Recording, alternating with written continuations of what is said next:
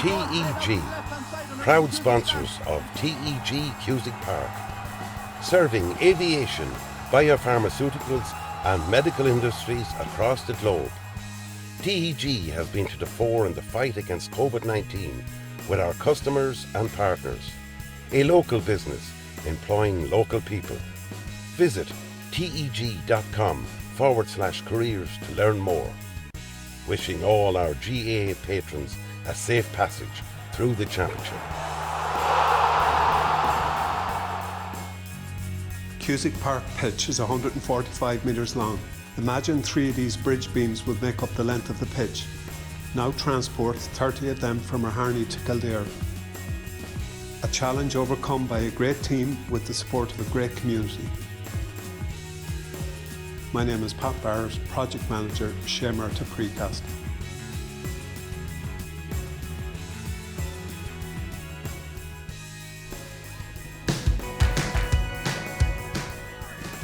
Hi, I'm John McLean and I'm a member of Athlone GAA, and we're here today at Park Kieran here in Athlone, which is the home of Athlone GAA. We're here today to talk about our wonderful new mega draw. We're going to give away this beautiful car, and very much thankful to Marsh Nissan who are partnering with us on this, and also the Sheraton Athlone Hotel. We're delighted to support a local organisation like Athlone GAA. This car is Nissan Juke Enigma, and we picked this as we think it will appeal to all the ticket buyers for Athlone GAA. It is a sporty coupe crossover, finished with 19-inch Akari black alloy wheels. It has rear parking sensors, a nice two-tone contrasting roof, 8-inch touchscreen display inside with Apple CarPlay and Android Auto, and also comes with a rear view camera. We could have 200 or 300 kids here every week, from our nursery, which starts at age 4 up to age 6, which is fantastic to see, and them running around, getting involved in football. They may never have picked up a ball before, we don't care. Come down, have fun, get involved. Then under 8s, under 10s, under 12s, all the way up. Those structures are vital to the area and to the club, and that's why this funding is so vital and why we need it. And this mega draw is going to provide a fantastic opportunity for people. Who's going to get a car? €30,000 fantastic Nissan Juke Enigma for €20. A holiday in any Bonvoy Marriott hotel throughout the world. Fantastic. Spa day in the Sheraton Hotel, a dinner for 2 in La Provence restaurant. There is something to note. There's an early bird draw which people should get interested in. If you buy your ticket before the 7th of January of next year, you get into an early bird draw for an extra prize, so it's something to be considered. But the draw itself will take place on St Patrick's Day 2022, when the big winner will be announced, and some lucky person is going to drive away with that gorgeous 30,000 Nissan Enigma Juke. €1 from every ticket is going to go to a cause very close to our hearts here at Athlone GAA, the Irish Kidney Association. So there's a real charitable factor to it as well. So please, people, get involved, dig deep, buy them for the Christmas stocking fillers. Fantastic present. I'd just like to wrap up by saying a massive big thank you to our partners in this, Marsh Nissan Athlone. Andy and all his team there, they're so very generous to get on board. Without people like that, no club can exist. So their support cannot be underestimated, and we're very, very appreciative of it.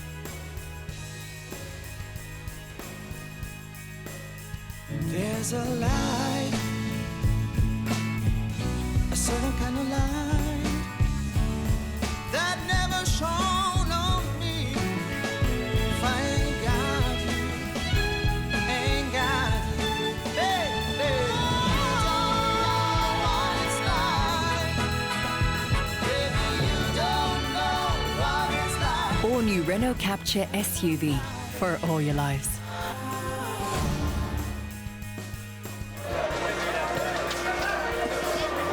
Good afternoon, ladies and gentlemen, and welcome back to TEG Cusick Park for the replayed Senior Football Championship Say-A-Murta final between Garrycastle and St Lomans Mullingar. I'm joined again by Paul O'Donovan, Luke Dempsey and Tom Brown. And again, lads, I suppose been there, done that at this stage, but it's still all in the mental models. Even after last weekend's battle, it's still very hard to decide who's going to come out on top today, Paul. Yeah, it is. It's a game. Again, we were looking forward to it this time last week, and again, we're looking forward to a good game. It's great to be back. I know Garrycastle may feel that they shouldn't be back. Maybe they should have wrapped it up there in the final minutes the last day. But I'm delighted we're back for another good contest, good open game, and it's all to play for. And I think we're in for a rip-roaring game today. have Garrycastle, I suppose the big question is, have Garrycastle left it behind them? I feel they possibly have, and I feel that Lomans could go on today and could tip the balance in their favour. Yeah, and look, speaking of last week's game, like who would be I suppose Declan Kenny would probably be the happier manager coming out at TEG Cusack Park last week. Yeah, of course he would, in the sense that Alex Gardner had a chance to wrap up the game. Yeah. But that's neither here nor there now, in the sense that whatever team learns the most from the video analysis and what way they go about setting up after watching each other tentatively last week, was like a game of chess there for a long time. And I feel that the Lomans panel is that little bit stronger than the Garrycastle panel, and if they make a few tweaks here and there, for example, Shane Dempsey came on, and while he kicked a few wild shots, he still is worth his place, I imagine, in a starting 15 if they want to get the ball in quicker to a full forward line, because that's where they malfunctioned last weekend, allowing Garrycastle getting kickouts as well. I imagine they'll push up and kick out, so I think we'll see different game plan, especially from Lomans. I think Garrycastle play in that sort of a similar vein, week in, week out. So I think Lomans, if they have learned from what they didn't do last weekend, I agree with Paul, are the team that have the stronger panel to pull away today. Yeah, and Tom, you tipped Garrycastle last week.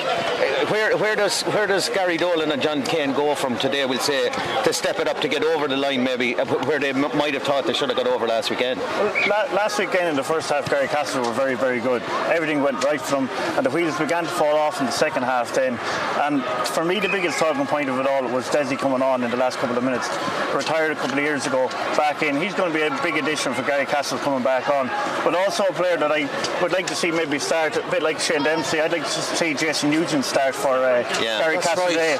And maybe Jimmy Dolan can come back into his more natural position then and run at St. Lomans. But for me, it's a new game. I know we're talking about last week and Alex Gardner's miss and all that, but it's very important for him to get a score very early and just settle himself down, not try overcompensate for the miss last week all in one go. Yeah. So Garrycastle, it's going to be tight as 50-50 battle, as we all know, but I do think Garrycastle still have it in them to come out on top here today. Yeah, and look, it all, everything we say and everything that has happened maybe in the training, it goes out the window as soon as the ball is thrown in. We've seen that last week, like Garrycastle probably dominated that second quarter in particular, and Lomans looked mediocre side, but all of a sudden then the table switched in the third quarter, even into the fourth quarter. So it is a game between two sides who know each other very, very well, and it's going to be very competitive between the two of them. So it's that balance, it's that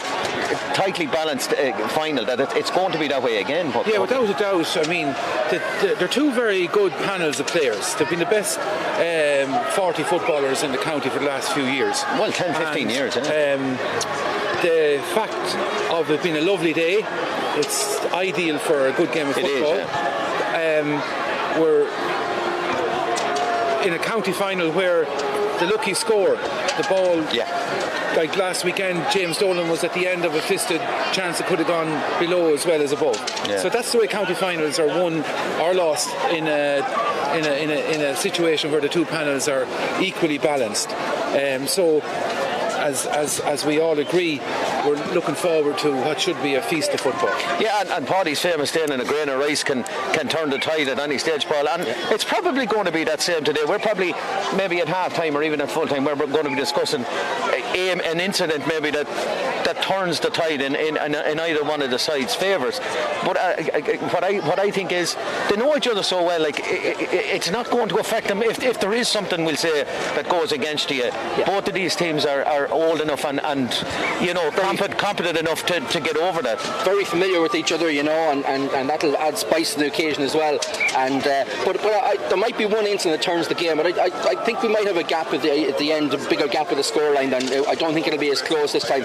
My sources tell me there's a couple of changes to the Lomans team, the starting team. As the programme there, Paddy Dowdle didn't start the last. I believe he's going to start today, and also Kevin Regan. I think he didn't start the last. I think he's starting, and possibly Shane Dempsey as well. So that'll add some. Obviously, Lomans, as Luke said, they've looked at the video analysis, they've gone through what they needed to do, and I believe they're going to make those changes, and that'll give them, I think, more focus for a starting team to push on and not to get off to the bad start they did the last day. Yeah, well, just prior to it coming on air here today, we interviewed both camps. We were talking to Declan Kelly, and we had John Rowan from Garrycastle. Ray Gavin, our commentator for the day, interviewed them. So we're going to go and we're going to have words from the both camps. We're joined here now with Declan Kelly and before today's replayed final. Declan, it's a quick turnaround, I know, but I suppose after 58 or 59 minutes last week, you'd have taken being back here. Yeah, definitely. So 10 minutes ago, we would have taken being back, right, to be honest. Yeah, quick turnaround.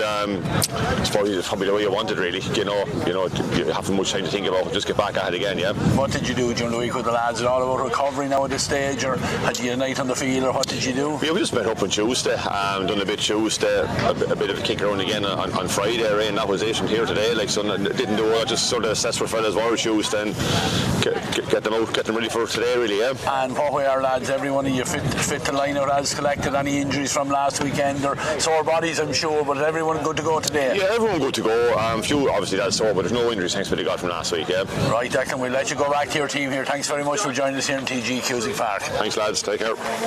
Joined here by John Rowan from Garrycastle before today's replayed Senior Football Championship final. John, it's been a short turnaround, quick turnaround for the players. I suppose last week probably ended up a little bit disappointment for you, but how have they reacted during the week? They reacted very well, to be honest with you. In fairness, before they left the pitch the last day, they had focused their heads again, and certainly as they go back in that line again, they had their heads tuned into what the task that's required today, to be honest with you.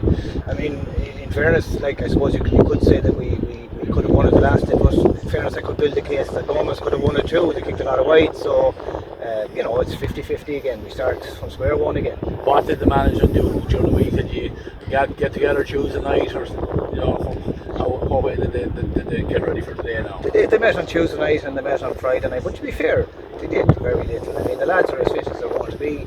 It's just about getting the head right, and we think they're all in a good place. They're all fit and ready to roll. So hopefully, as I said, if they bring the same thing to the table again and more, which they need more, because Lomans, there's no doubt at all about it, we feel that they have the little up on us now after coming back. But we'll see how it goes. Look, John, thanks very much for joining us here on your VTV. We'll let you get back over to your group of players and management. That's John Rowan from Garrycastle. Thank you very much. Yeah, we're back here in TG Cusick Park for the Shane Murtagh Senior Football Championship final replay between Garrycastle and St. Lomans. Just words there from both camps.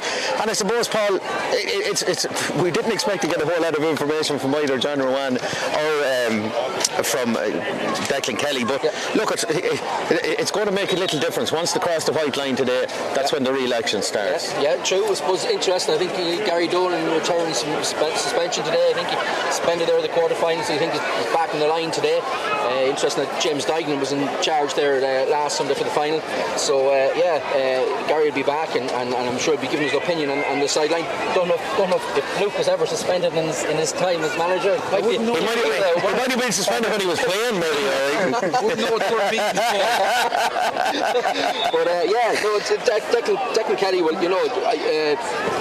they'll be composed coming into this game, and as I said, the changes they've made, we can confirm those changes now that Darragh Keefe is coming in. Paddy Dowdall has also started. He didn't start the last day, so Oisin Hogan drops out. And I suppose I'm surprised that Conor O'Donnell's not going to be starting. Luke, he's experienced there for St. Lomans, and they're starting both Sean Flanagan and Kevin Regan. Kevin didn't start the last day, he came on as a sub, did quite well. And then of course in the attack, Shane Dempsey coming in, big Paul, he'll be disappointed with shooting the last day, but he can certainly get some scores, and I suppose it leaves him little impact on the bench then. Yeah, you did call that, Ray, that Shane Dempsey would be starting. Like, for example, I feel sorry for Rory Sheehan, and he's compromised. When I was there, he's a back. Yeah. And to play a back in the half forward line, so I mean it's a good move bringing in a forward for a back in the forward. Yeah. So they can juggle around. Like Peter Foy can play really anywhere. And he will play that kind of roving role that we saw him play last week. Dowdall is synonymous with Lomans' success, and I think it's a great move bringing him in. And Darragh Keefe has improved immensely. Kevin Regan made a big difference when he came on last week. Kevin Regan, when he came on, and he made the ultimate sacrifice yesterday, sitting watching his club just losing narrowly in a Leinster match. And he captain of.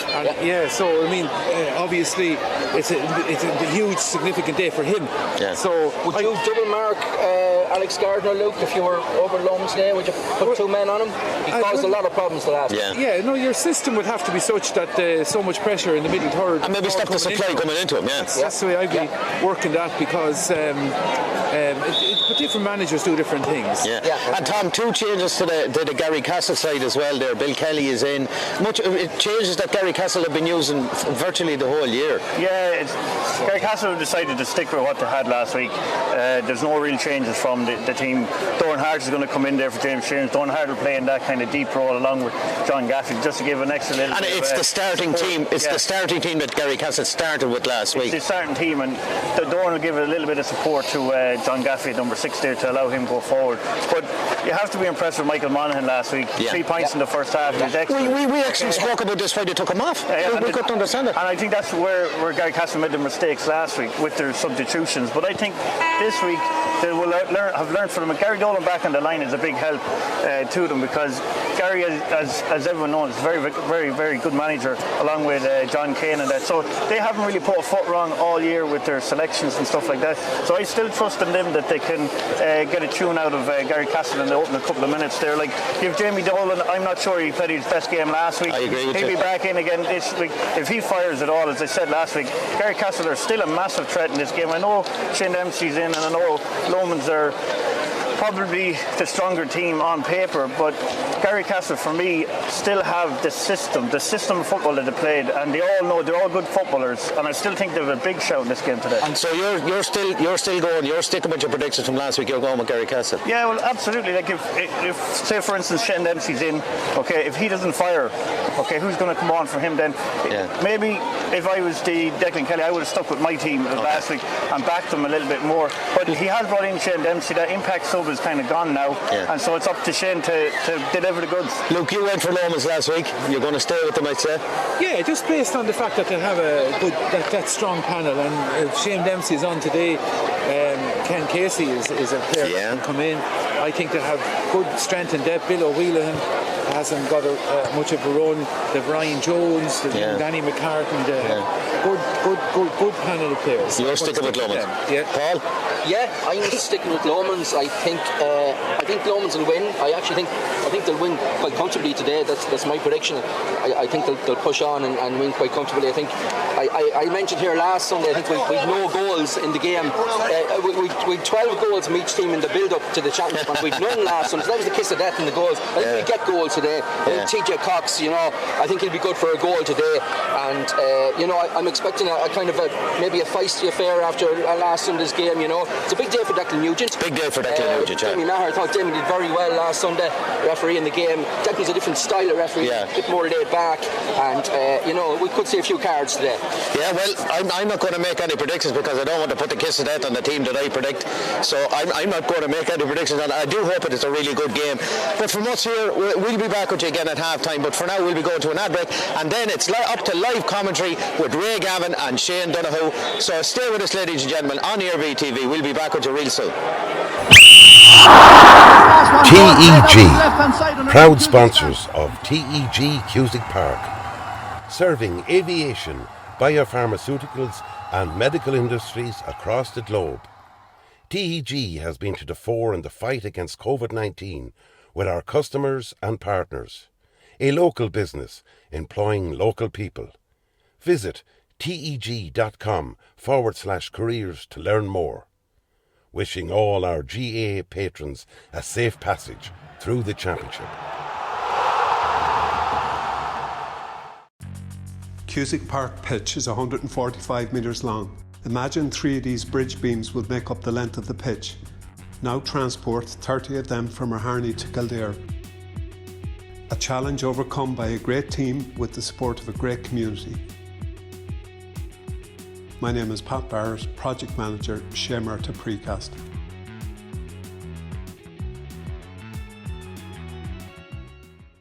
There's a light, a certain kind of light that never shone on me. If I ain't got you, ain't got you, baby. You don't know what it's like. All new Renault Capture SUV for all your lives.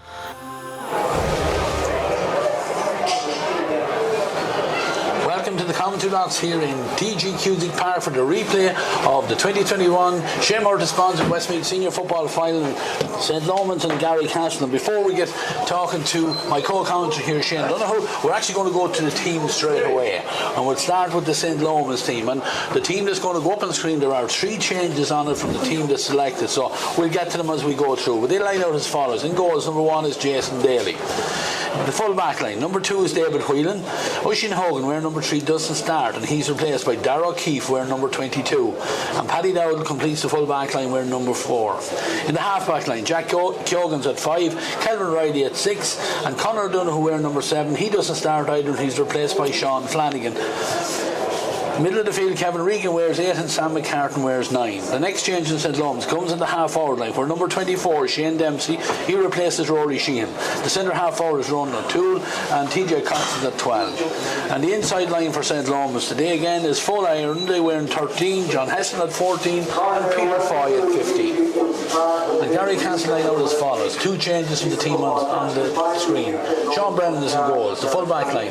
Mark McCallan, Jack Donoghue is the full back, and Gary McCallan is the other cornerback. James Dolan, John Gaffey and Michael Monaghan is the half back line. Owen Mulvihill and Justin Barrett, middle of the field. Tom O'Halloran at 10, Andrew Monaghan at 11 and Owen Monaghan at 12. And number 17, Bill Kelly, comes in corner forward. Alex Gardner is the full forward, and number 18, Doran Hart, comes in the other corner. I'm joined here by Shane Donoghue on comms, and I know Shane, you had a long look at last week's game afterwards, looked at it on video a couple of times. What was your reaction to it? Who got away? Who should have won it? Who could have won it? Yeah, really, it was a very interesting game. It started off, we thought maybe initially it was a quiet start, but the first quarter of the game was very well balanced, went in 4 points to 3 to Garrycastle, and there was some real quality football played. Second quarter then totally belonged to Garrycastle, and they executed everything, kick pass, hand pass, the way they took their scores, and opened up a bit of a lead. Went in at half time 4 points ahead.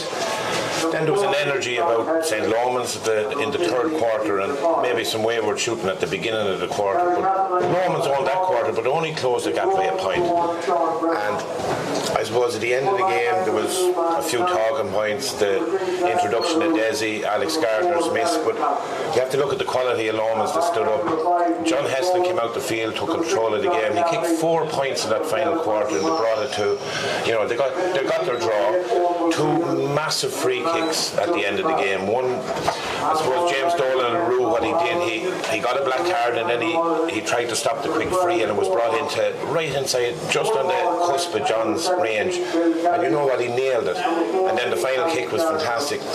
But I think there was bigger talking points than those last few minutes in the game last week. Garrycastle are very, very well structured in their defence. There's a lot of talk about Lomans can't be as bad as they were the last day. They kicked 11 or 12 wides, 4 balls into the keeper's hand. But Garrycastle had them kicking from all over the place, and not the ideal shooting positions, Ray. I know that, and they also had Lomans players who are not traditionally their scorers kicking the ball. So, a lot of credit to Garrycastle there. I think it was evident to me that when Garrycastle get motor and they break the line on the 65-yard line, they can create goal chances. Now, Tom O'Halloran had a fine game the other day and kicked a couple of lovely frees, but he fumbled 3 balls in real crucial moments where there were goal chances on. So, Garrycastle are probably the team that really left it behind, but that's not to say that they can't go out and do the same thing again today. Lomans will have to see where did they get a little bit of joy, and how can they restructure their attacks, that they're getting their shots away from the scoring zone and in the hands of their main scorers. That's what Lomans have to figure out for today. I think even if Garrycastle and John Kane and Gary Dolan go back, and the other mentors go back and look at the video, we left it behind, but you know what, we were quite a bit the better team the first day. A couple of changes there for Lomans today now. Is that a reaction to that? I know Sean Flanagan is starting, he did start the last day. Kevin Regan is coming in from the start today, as is Shane Dempsey. Shane had got on a couple of chances, didn't take them maybe last week. He'll benefit, I'm sure, from that half hour or 40 minutes of football that he got into him last week. So he should be sharper here today. Yeah, he will, absolutely. And that's where I think Lomans looked at it. Where do we get a bit of joy? Shane Dempsey, one ball inside. Now, granted, he didn't convert it to scores, but it was marginal. He didn't kick any really wild wides. They were only missed by a foot or two. Get the shooting boots on. There's 3 scores. That makes a big difference in the game. I see Paddy Dowdle was introduced the last day in the game. He starts today, so it's about these guys that I got my chance last week, nailed down my place, now push it on another step. But I think Mannion is back for Garrycastle as a substitute option. You have Jordan Nugent has been introduced all year. James Sheeran will come on again near the death. Get a big man, get his hands on the ball, like we saw Kieran Donaghy do down in Kerry last night. You need a big man to win a ball in the middle of the field in these tight games. This is it's going to be marginal. There's a rhetoric inside of Mullingar, and maybe I haven't been down at Lomans to hear their side of the thing, but Mullingar, Lomans can't be as bad again. They'll win by 3 or 4, 5, 6 or 7, some people are saying.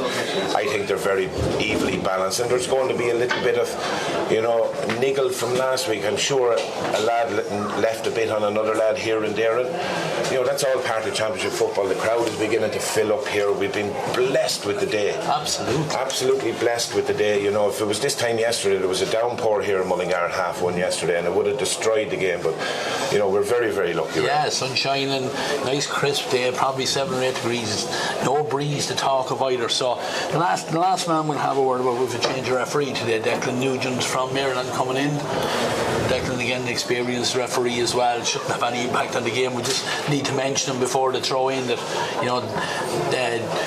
Damien Maher last week, he made the big call, gave the free at the very end. Declan, I'm sure if it has to be made, will be done here, but we're going to stand for now for Oran Naveen.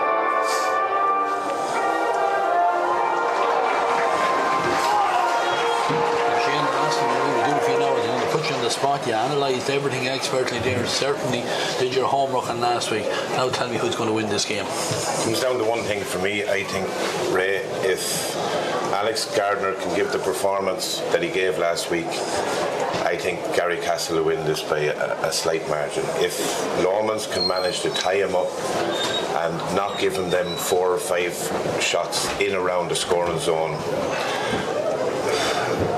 I can see extra time yet, Ray, and that's not sitting on the fence. I think they're massively evenly balanced. Is John Heslin moving as freely as everyone would like to see him? No, but he can control a game, or he can make a difference in a game, and it's how he's going to be used, how Shane Dempsey is used inside. Peter Foy, what sort of work will he do? The big man for me, for Lomans, that apparently did a huge amount of running last week, but I didn't see him influence the game. A county footballer, Fola Arinda, can they get him driving down the middle? Right now I'm going to call a draw at ordinary time. We go to extra time and get most value as we can out of this. Well, that will suit all viewers, and I'm sure Myself and yourself, Shane, will be on overtime. But anyway, we're up and we're ready. And the first ball is thrown up and it's broken down. And first on the ball and a heavy collision there. I think it's Sean Flanagan there. Heavy collision out in the middle of the field himself and Justin Barrett. I think, no, it's not Justin. Jimmy Dolan. It's Jimmy Dolan. Jimmy out there in the middle for the throw, and he's been picked up by David Whelan today. But ball thrown back up again. Foley gets a fist on it. And Lomans with the first possession, and it's that man, Ronan O'Toole, slows it down, gives it back to Jack Gagan, crossed the 65 metre line. Go the men from St. Lomans, David Whelan again with the possession, gives it off to Sam McCartan. Sam injects a little bit of pace, gives the ball down to TJ Cox. TJ wins the first possession and wins the first free for his side. Thought about maybe leaving the ball back in his own position, but then decides to take it quickly and on to Ronan O'Toole, and through the hands it goes, and David Whelan gives it on now to Peter Foy. Peter with the first shot in anger today, and it comes in, and the goalkeeper Sean Brennan, he had to deal with that and had to be careful because that ball was coming in under the crossbar. Peter Foy certainly settled in inside the first minute the opening score of the game. Yeah, good score, Ray. I see when the TJ got the free, he looked up to see could he get to John Heslin, and we have Doran Hart playing the sweeper role inside again. But Peter kicked a good score from the same spot last week. That'll settle him down. Yeah, fabulous kick out and a fabulous catch there by Sam McCartan for St. Lomans, and St. Lomans are on the move again. Kevin Regan over on the far side, fists the ball inside to Shane Dempsey. Shane gets it on the second attempt. He's on the 45 metre line, gives it back now to Ronan O'Toole. Ronan has support coming in the guides of Jack Gagan. Jack, a little bit of space in front, taking on his man. He's gone to the 20 metre line, looks around into, but then looking for one of the shooters, and unfortunately took too many steps there, and the referee right up in the play gives the possession back to Garrycastle, and they build over on the far side of the field, down the terrace side of the field. It's Gary McCallan. Gary carrying it forward again, waiting for some of the St. Lomans players to come to on the bench. Sam McCartan obliges them, but holds the possession, then heads up play, gives a lovely ball in front of Alex Gardner, picks it up on front of Darragh O'Keefe, trying to get onto his right foot. Darragh just shepherding him, preventing him from doing that, but Garrycastle have the possession. They're right in under the scoreboard here. Alex Gardner decides to open the play back out, gives it out towards Michael Monaghan. Michael, through the hands it goes here. Garrycastle having men coming centre, but the ball is worked back to Alex Gardner. Alex Gardner had the first shot in anger for Garrycastle, but that one is out past the upright. Jason Daly is already on the 20 metre line with the kick out, and the only scorer of the game so far, Peter Foy. He's back down to take that short kick out, gives it back now as far as David Whelan. David back to Peter, and Peter heads across on through the D, and a little ball on to Paddy Dowdle. Paddy does well, holds that ball into the tackle, and then gives it on to Ronan O'Toole, and Ronan on to Fowler. Fowler back to Ronan again, and with the left foot sees that Shane Dempsey has made the run out into that right corner, and he has the possession. Again, Shane carries it, being forced out a little bit, but has Ronan O'Toole there, ever willing off the shoulder, and a nice ball inside here. There's a chance here. Oh, there was an opportunity there. It was Kevin Regan that was on that one, but Garrycastle just got a hand on it. He was Doran Hart that was back there and prevented that one going through, and certainly Doran Hart, he's been playing all year right in that sweeper position, and he has it almost perfected at this stage, Shane. Yeah, it was well read. He was lucky too, because Fowler was in behind him. It was very interesting the way they isolated Shane Dempsey inside. John Heslin came out with Farns the 45-yard line, brought Jack Donoghue with him, and left Shane Dempsey in a tow race inside with Mark McCallum. And they'll fancy that. I mentioned it before. Demo's very good at winning the ball in there. It's just if you can win it a little closer to goal or get a runner off. But as you said, Doran Hart read that ball very well. Paddy Dowdle's playing sweeper at the opposite end of the field, so probably the two oldest men on the pitch at the moment have been trusted with that sweeper role, Ray. Yeah, absolutely. Both experienced players further side, but ball kicked out here was a couple of fouls. Garrycastle with both of them, and they have this free now halfway between 65, maybe closer to the 65 than the 45, but they go short, and Andrew Monaghan has the ball as he comes towards the 45, gives it off there now to Owen Monaghan. Owen takes on his man. There's four blue jerseys converging on him, and again, referee, he's been consistent. That's twice now in the opening, 4.5 minutes, and he's pulled the player for over carrying the ball, and the free this time for St. Lomans, and TJ Cox has covered the ground, right down here in front of the stand. Andrew Monaghan trying to slow him down. He gives it into Ronan O'Toole. Ronan on further to Shane Dempsey. Shane goes to the corner. I'm sure he'll try and jink to come back out on his right foot. He's done exactly that. Gets the shot away. It's high. It's high. Umpires are a little bit confused here, but the goalkeeper Sean Brennan thought it was wide, but very, very hard to see from where we are in here, but certainly umpires took their time with the chain, but it's on the scoreboard.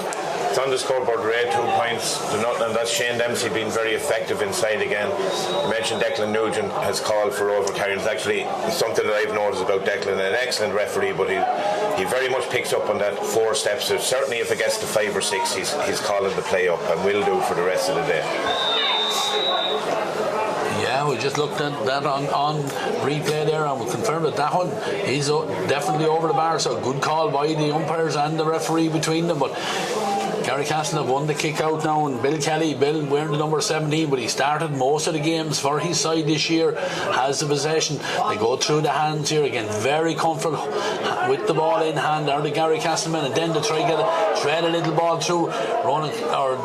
Ronan O'Toole caught a little bit there, but the ball is worked inside. Alex Gardner gives it back to Tom O'Halloran. Tom gets it at the second attempt. He's under pressure, he's forced, and the referee looking at it said that he was being fouled there. The options were running out on him there, and he actually gave the ball back, but the referee signalled clearly that his hand was being pulled back. He's taken no talk back from any of the Lomans defenders there, because he's awarded the free, and Alex Gardner, he won't get an easier chance to get on the scoreboard here with this free on the 13-metre line right in front of the goals, and they expect it to be back to a 1-point game here. Alex with the right foot, very casually taps it over the bar, and that'll do him good too, Shane. Everyone spoke about the opportunity that went to Beggin last week, but he needs to settle in today and forget about last week, and that'll settle him down now for opening score. 6-7 minutes, just 7 minutes gone in the opening half. I'm sure he's long forgotten about the chance at the end of the game last week. If he looks at his game in a whole, he was outstanding. He kicked 5 or 6 points. His movement was fantastic, Ray. I'd say the chance at the end of the game is long forgotten. Yeah, John Heston again moved that ball nicely into Kevin Regan. Kevin just closed down there, and Shane Dempsey onto Ronan O'Toole. Ronan trying to get inside, gives the fist a pass into Shane Dempsey again. Shane just not just confident to take on the shot there, tried to get the pass inside, but Garrycastle snuff out that chance, and they have the possession back here now with Andy Monaghan. Andrew just holding the ball and gives it back to Mark McCannon, and gives the signal that there's a spare man over on the far side of the field, and there is a man for Garrycastle. It's Gary McCannon in lots of space, and John Gaffey, the latest man, through the hands and on now to Bill Kelly, and Bill comes towards his own 65-metre line, gives it off now to Andrew Monaghan. Andrew back inside where John Gaffey has it. John, a great servant to Garrycastle as well, as has Doran Hard, the latest man on possession, gives it over to Owen Mulvey. Alone just steps back inside, and Doran Hard is under a little bit of pressure. TJ Cox putting the squeeze on there just on the 65-metre line, but not legally, said the referee, and there's going to be a free, and Garrycastle man on the ground. He's a Doran Hart is on the ground over there. TJ Cox, the man that got in the tackle there, but certainly the Garrycastle man has gone to ground, and the referee just going over there checking with the linesman and checking to make sure that everything is okay.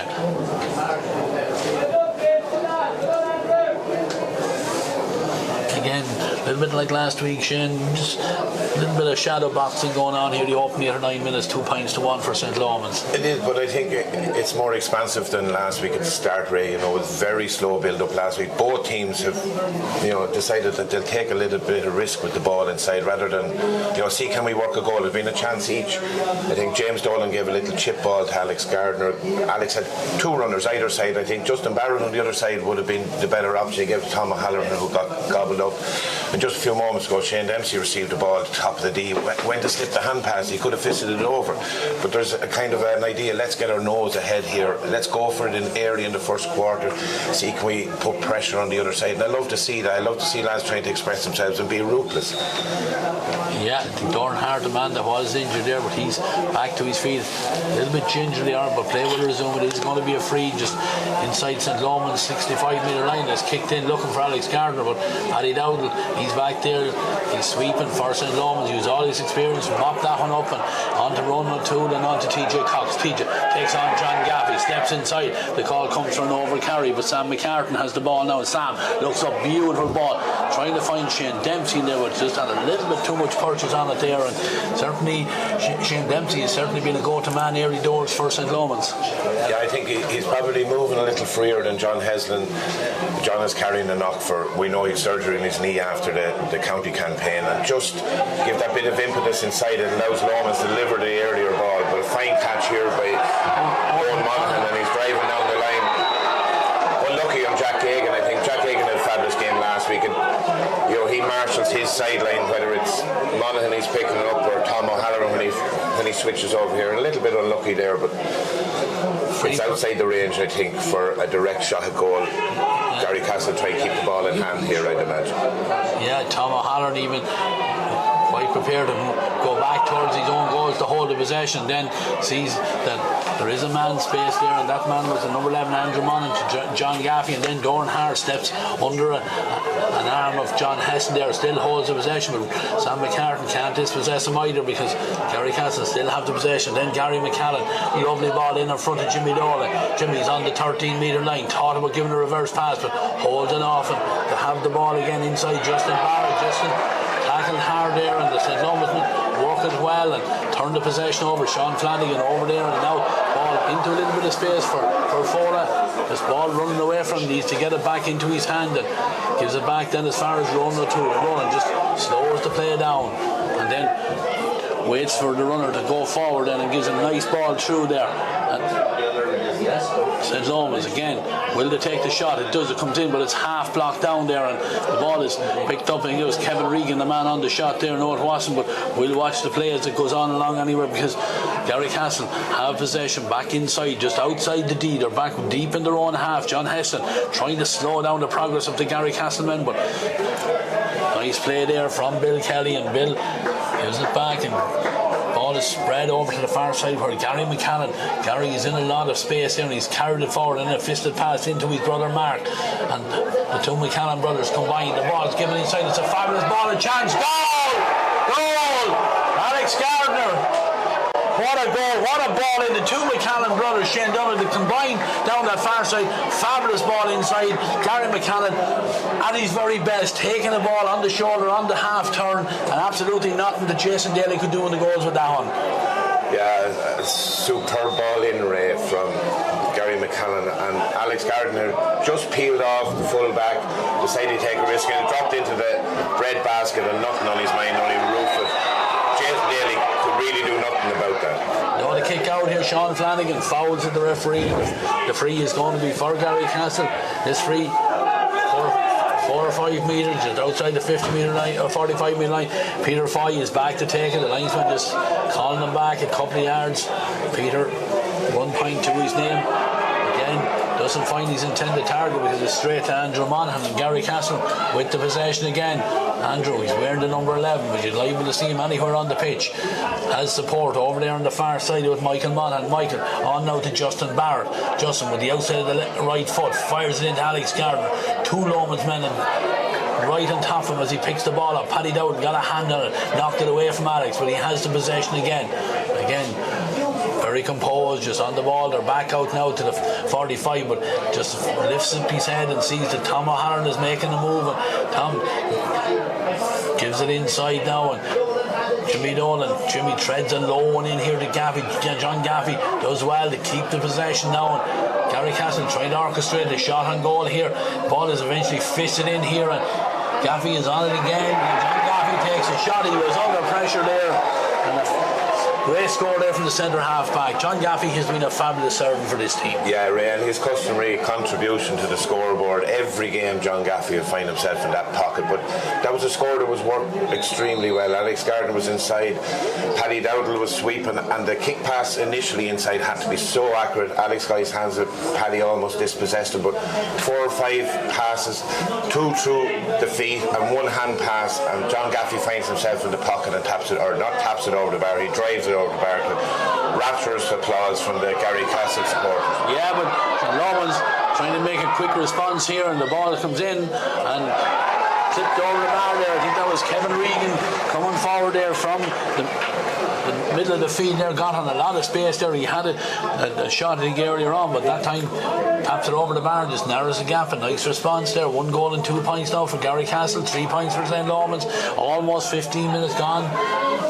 Next break will probably be the water break. A push in the back by Sam McCartan, says the referee, and it's going to be a free just back inside Garrycastle's own 65-metre line. Dorn Hart has the ball in his hand, linesman telling him exactly where he has to take it from, and Dorn just goes short, holds that possession now, and Justin Barrett, little fisted ball on, invites Andrew Monaghan out for the ball. In fact, it's Owen Monaghan. Owen carries it forward, and with the right foot out here as far as Tom O'Halloran. Tom will try and ensure take on his man. He's heading to the 13-metre line, closed down, and back to Alex Gardner. Alex from a standing position, no momentum there, and had to take the snapshot in a hurry because the Lomans men were closing him down and just couldn't get it on target. And we're at the water break. Just 15 minutes, and certainly Garrycastle happy we had the first goal of this year's 2021 final. Yeah, I mentioned that they threatened to open Lomans up a couple of times last week. They have it on the board now, but we're very similar to where we were this time last week, with 4 points to 3 at the first water break. Garrycastle's advantage, so very, very balanced still. I think it's interesting way Garrycastle are deploying Dorn Hart. Dorn Hart isn't playing a full traditional sweeper. He'll try to get back there as Lomans are slow coming up the field, but he'll also join in the attack. And where Kevin Regan got his last score, that was Lomans moving the ball up the pitch quickly, not allowing Garrycastle to set their defence, and then having a little bit more space to take that shot. I mentioned it last week as well. I think Lomans need to exert some pace, especially if Dorn Hart is going to start moving from the edge of the small square up to midfield and back. You can get him turned and get him running the wrong direction. Yeah, ball is back there on the St. Lomans 20-metre line. Jason Daly will get us underway again. We've been absolutely blessed with the day here today, Shane. Sun shining, as we head towards the end of November. So we certainly can't complain, and thankfully the weather is not going to be a factor in the result of this game. We'll get back there with Jason Daly. He's on the 20-metre line.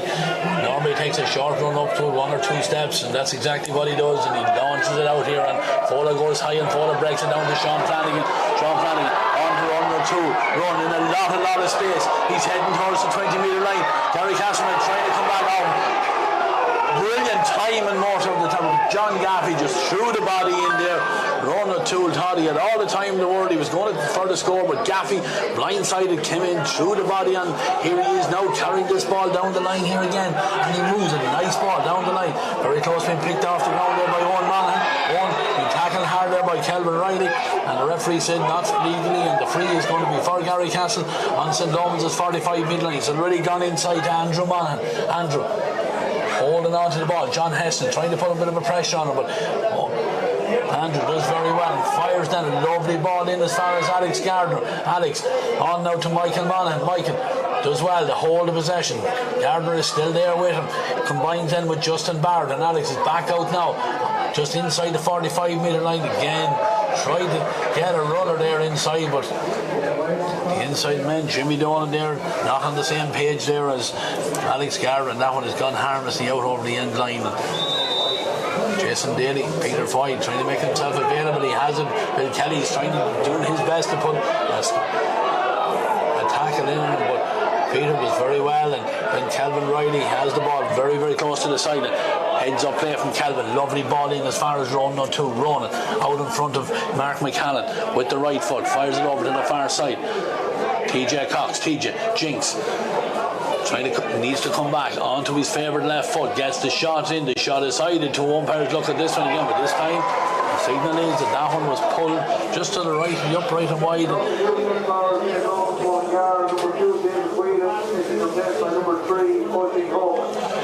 Change here. David Whelan looks like he has been carrying an injury into this game, and the man wearing the number 3, Oisin Hogan, has replaced him, and I'm sure David David Whelan, again a quality player. We see his calf heavily strapped. Shane, it looks like he carried that injury into the game. He will be a loss to that Lomans inside back line. He will be, but Oisin started inside at full back last week. It's not strange territory for him. It's just, go in now and try and prove himself. Dave's very unlucky, an excellent footballer as well.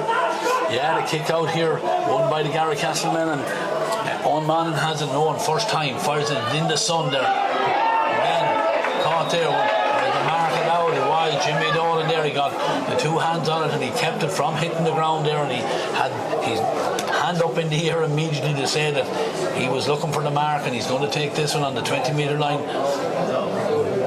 Looking around, I thought he was looking for options there. I'm sure he'll go for the score from here, and with the outside of the right foot there, cuts it the wrong side of the post there. Maybe the fact that he was looking for somebody, Shane, and he wasn't just confident to take that one on.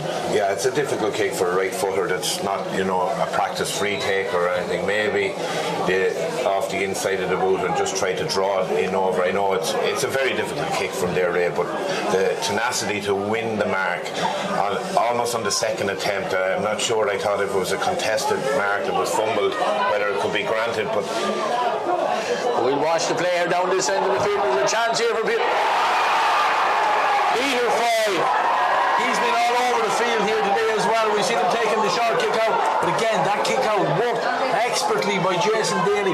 Little dink ball and a hand pass over the top that took 2 or 3 Garrycastle forwards out of the play, and it ends up coming in.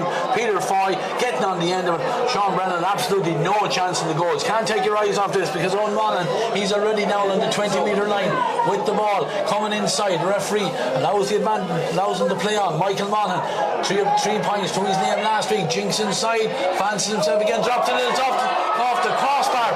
Jason Daly, and I think it was Jimmy Dolan was the man that was on the opportunity, got a fist to it, but the goalkeeper redeemed himself. Almost a perfect response there by the Garrycastle men, and from the clearance Kevin Regan is on the ball again, on now to Shane Dempsey. Shane looks up, invites Fowler onto the ball inside. Fowler goes to his left, there's a chance, trying to get through, takes the shot. Pressure there, got a nice shoulder just at the right time. It kind of forced him onto his left foot as he would have preferred to get it onto his right. Good tracking back there by the Garrycastle backs, and Fowler got the shot away a little bit wild there in that one. An opportunity missed, but certainly, Shane, you can't take your eye off this because we almost had a goal down the other end. No, it's end-to-end, and we mentioned last week the lower energy, less mistakes. The game is really opening up, but Jack Donoghue made a fabulous shoulder run. Fowler just mid-stride as he was settling or trying to set himself for the strike and just put him off, and he had to hit it with off his weaker left side. Yeah, Garrycastle coming out with that ball. Possession was won by Shane Dempsey, but the referee deemed that the foul had been committed on the Garrycastle man coming out, and the free is going to be for Garrycastle just back there. It looks like the referee going to have a word with Shane Dempsey. Is he going to be the first man in the book? It is. The yellow card thing is persistent fouling. I think he just caught Gary McCallan just slightly high, and it looked worse than it was when he spun him around. But the game has really opened up. It's real contrast to last week's slow build up and coming across the pitch.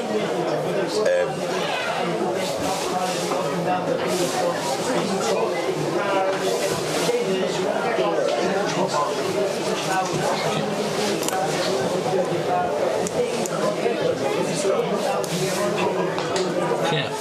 As we watch the play down there, we realise now, Shane, that the Lomans goal is not on the scoreboard because the referee had deemed a throw ball in the build-up for him. Peter Foy thought he had finished.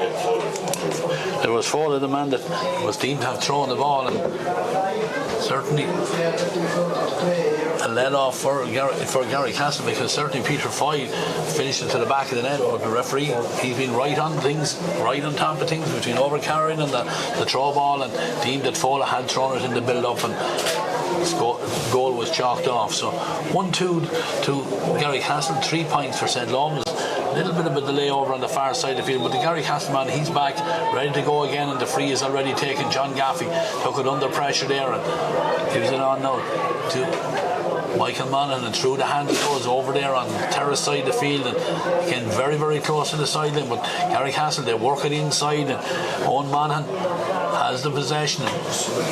Alex Gardner in holding that possession, spinning around. Garrycastle being forced back outside St. Lomans 45 metre line, but Garrycastle, they won't mind that. They'll probe, they'll hold that possession, wait for somebody to become loose and then inject a little bit of pace into it. Gary McCallan, he's right up there from the left cornerback position, and Dorn Hart, he's come right forward, he's into attack, and he goes to ground there. The referee, I think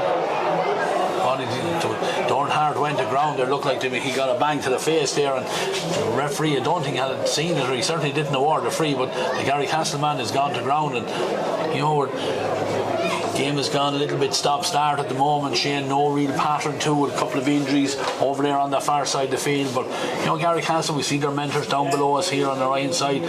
You know, James Duggan is there on the line with Varnish Doors Bibbs. So I'm sure they'll be happy enough with how this is turned. Yeah, I think an accidental clip on Dorn Hart, but he's back. But I'm sure the Garrycastle mentors will be happy enough how things have started for the team. They will be, and they'll be relieved that that goal was disallowed, because there was a manic 2 minutes there where the ball was up and down the pitch, and you and I lost it in the commentary, the fact that it was disallowed for an apparent throw from Fola onto Peter Foy. Then Garrycastle went down the far end of the pitch, and Michael Monaghan took a shot, came off the crossbar, and Jimmy Dolan could have swiped it into the net. You know, after those manic few minutes, the score hasn't changed since the water break, which is a little unusual. Here's Paddy Dowdle reading that long delivery very well this time. He's playing kind of a high sweeper, isn't leaving that sweeper role. We've seen Dorn Hart go down the other side of the pitch a few moments ago, collect a head injury on the 45-yard line. Yeah, Shane Dempsey and Peter Foy combining here. Dempsey eventually gets the shot away. The umpires are going to have to look long and hard at this one, but this time the signal comes to that one and curled around the post and out over the end line away. Then again, a little bit of confusion here with the two umpires.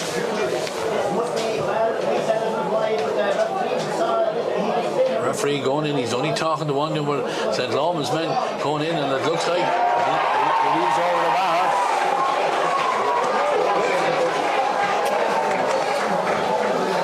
He signalled there, Shane, that was wide first of all, and then, you know, wasn't overly confident about it. Called in the referee and then signalled that was over the bar. So the score there and the kick out, pushing the back there, says the referee on the St. Lawrence man, Kevin Regan, onto the hands to Sam McCartan, and Sam in here now as far as Ronan O'Toole. Ronan being closed down by Mark McCallan, holds in possession. Lomans put it through the hands again. Chance here now for Sam McCartan, fisted ball over to the far side, and the shot does come in. TJ Cox, Ronan O'Toole, the two left-footed kickers, very hard to distinguish between them. That's a great score. Two quick points there from the St. Lawrence men, and the game is tied 1-2 to 5 points. Shane. Yeah, a lovely strike from Ronan O'Toole. He's such an accomplished footballer, but what people don't necessarily see on the telly all the time is all the work that Ronan does off the ball. He's involved in every attack, he's involved in every defensive setup. He wants to get his hands on the ball, and when he got that opportunity, probably a lot of men will be telling you not to shoot from there, but Ronan's such a fabulous strike of a ball, and it sailed over the bar. And I think it's fair reflection on the scoreboard now, a draw game. That's really kind of the situation we're in. There's Paddy Dowdle playing that sweeper role very well again, Ray. Yeah, gathers the ball and gets the foul there, and free is already taken. Kevin Regan and Sam McCartan have combined, and it is exactly what Shane O'Donoghue said. Ronan O'Toole coming out looking for the ball at all times. It can be deep in his own half, it can be up at the other end kicking the point. John Heston gives it on here now to Sam McCartan. Sam sees a little bit of space, goes through the gap. Garrycastle men close him right down, but he does very well to give it back, and TJ Cox has the chance with the shot. We're right behind it here this time. That one certainly to the left and wide there, but good play there between the two left-footed players, I suppose, that are very hard to distinguish at times. Ronan O'Toole and TJ Cox. TJ with the final shot, but not on target. Kick out is taken quickly, and Dorn Hart is heading into a lot of space over there on the far side. TJ gets over to try and stop his progress, but Garrycastle have the ball now, and Justin Barrett is in a little bit of space as well as he carries it towards the St. Lomans 45 metre line. Through the hands it goes, but again it's slow. And then kick an error there by the Garrycastle man, but ends up still holding the possession. Tom O'Halloran, little ball in over the top, but great covering back there. Beautiful play there by Darragh O'Keefe. He wasn't listening to start, but certainly cut that pass out brilliantly, put his body on the line, dove in and got the ball, and St. Lomans are on the attack again. Shane Dempsey to John Heston. John had a runner off the shoulder, just holds the possession, and then tackle comes in as John was going down the ball, and John goes to ground. He'll have a sore shin now, but I don't think it's anything. I don't think there was a whole lot of malicious in that, but certainly warranted a free, and this free and a chance for Lomans now, and we enter in the last minute and a half of this first half, and a chance for Lomans to go back into the lead. There is a yellow card there, I think, wasn't it? But Gary McCann, I think the man that got it, but an opportunity here, I'm sure either TJ Cox or Ronan O'Toole to suit the left-footed kicker. One or other will be taking this. John Heston is thankfully back to his feet.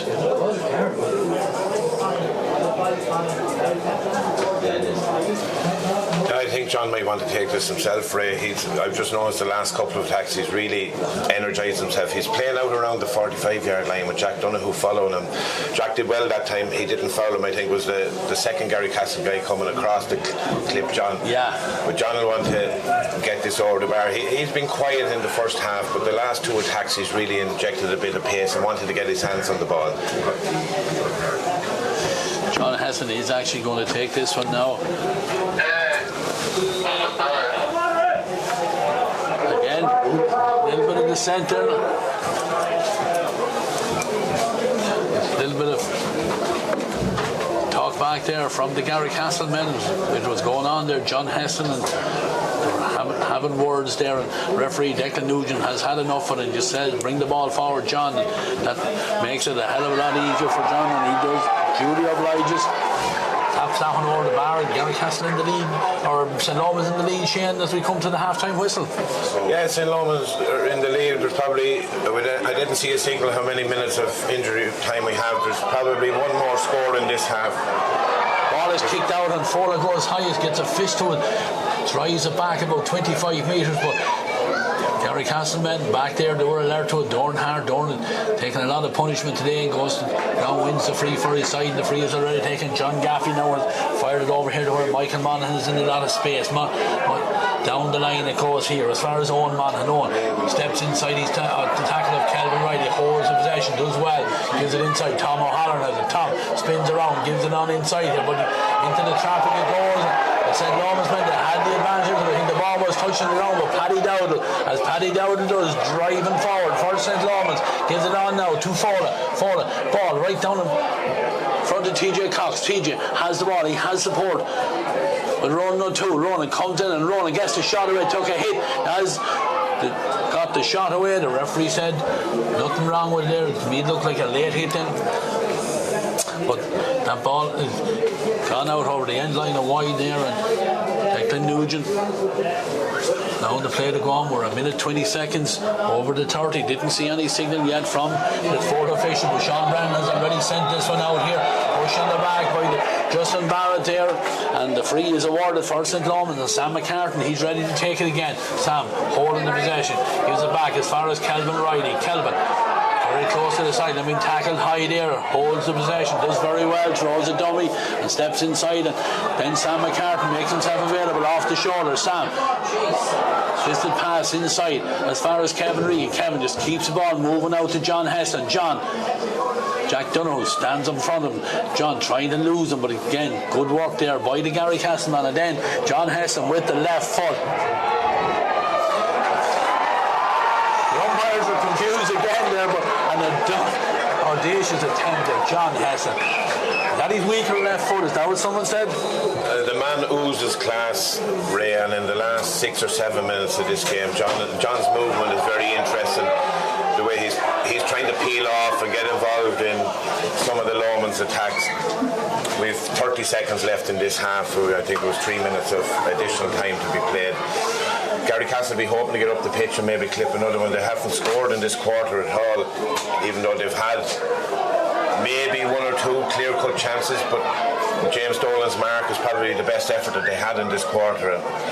They'll be very disappointed to go in with not having scored in 15 or 16 minutes. Yeah, took them even a long time with that kick out to get it out of their own half of the field. There was a lot of short passes, there was a lot of pressure put on by the St. Lomans attackers there, but Garrycastle nice and patient, hold the possession, heading down now, and Alex has come out a long way from his full forward position just to trying to get involved in the play, but he has the ball here, gets away from Kevin Regan, and then with the right foot fires it in, looking for Owen Mon, and Owen is on the 13 metre line out in front of his man, but Kelvin Riley stands him up, forced him out towards the 20 metre line, and a couple of Garrycastle players not on the one page, and ball has gone out over the sideline, and I think Shane Donoghue, that's the last action of this half.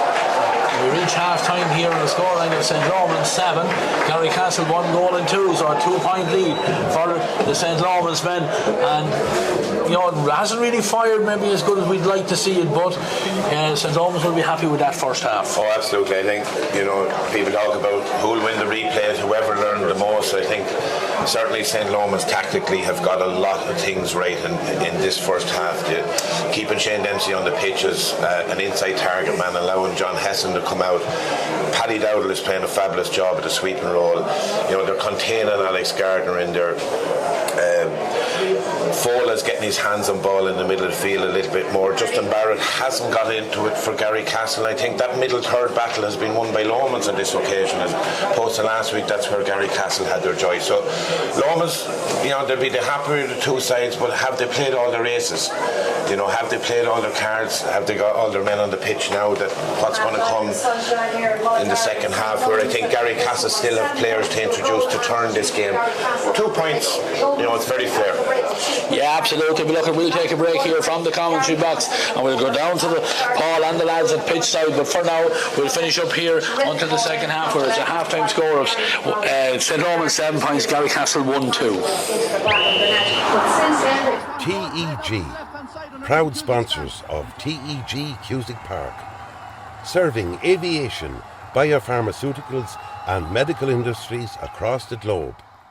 TEG has been to the fore in the fight against COVID-19 with our customers and partners. A local business employing local people. Visit teg.com/careers to learn more. Wishing all our GAA patrons a safe passage through the championship. Cusick Park pitch is 145 metres long. Imagine 3 of these bridge beams would make up the length of the pitch. Now transport 30 of them from Harney to Kildare. A challenge overcome by a great team with the support of a great community. My name is Pat Barrett, Project Manager, Shemarta Precast.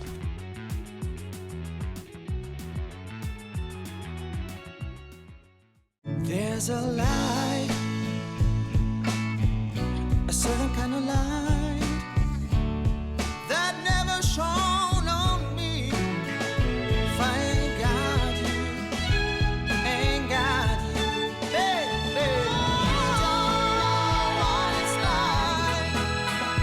Baby, you don't know what it's like. All new Renault Capture SUV for all your lives. Yeah, half time here in the Shemarta Senior Football Championship. Replay between St. Lomans and Mullingar and Garrycastle, and at half time it's St. Lomans that lead by 7 points to 1-2. Paul O'Donovan, it's been a fluctuating game, is that fair to say? It's been end to end, and we've had Bournemouth incident, we've had everything. It was a slow burner at the start, first 13 minutes very slow, 2 points to 1, teams testing each other out, and then it just ignited. I said before the game started, I thought we'd have a goal today. We've had one, we could have had 3 or 4, and all in the space of a couple of minutes. It's been cracking last 15 minutes there, great entertainment. We thought Lomans had got a great goal, great move, but Declan Nugent on top of things spotted apparently a throw pass by Fole in the build-up, disallowed it, and then it came down this end and Michael Manning let a great ball into the square. Jason Daly tipped onto the crossbar and James Dolan almost got in for a rebound. I think it was another great save by Jason Daly. He's doing really well in the 2 finals so far, and then we had another chance. Fole, a great chance of a goal, he missed it. Earlier than that, Ronan O'Toole, a great great chance of a score, a point, and John Gaffey came across with a great block, and Gaffey's been outstanding as well.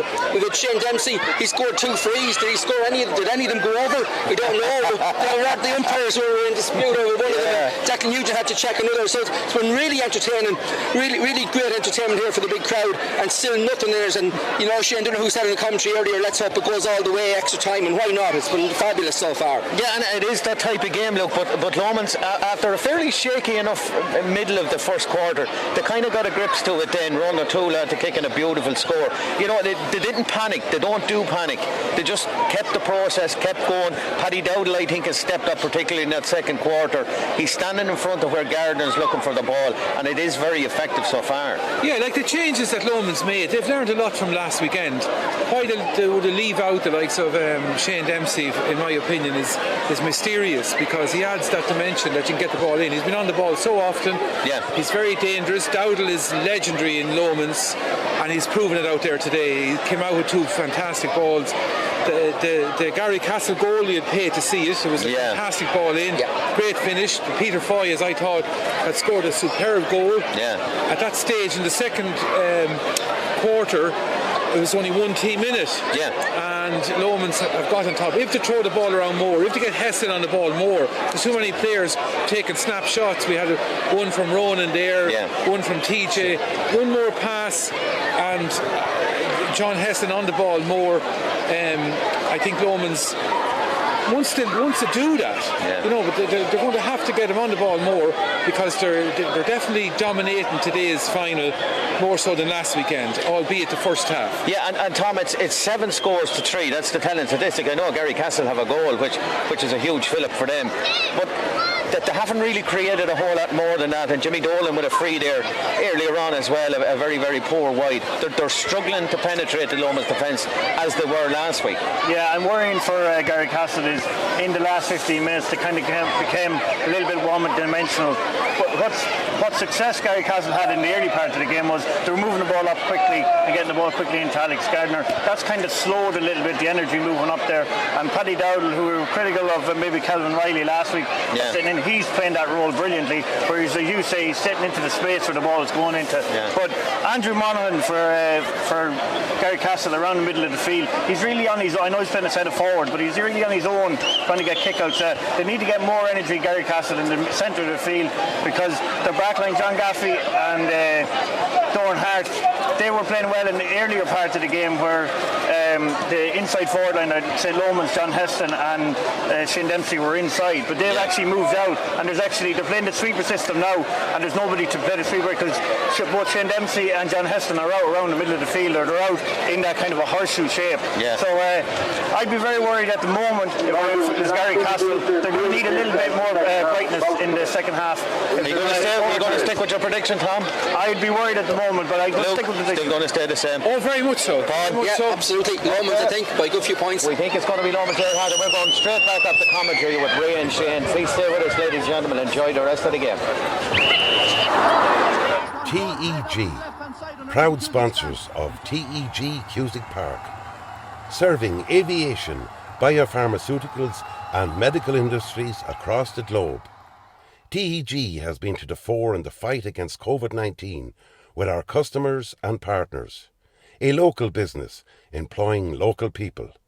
Visit teg.com/careers to learn more. Wishing all our GAA patrons a safe passage through the championship.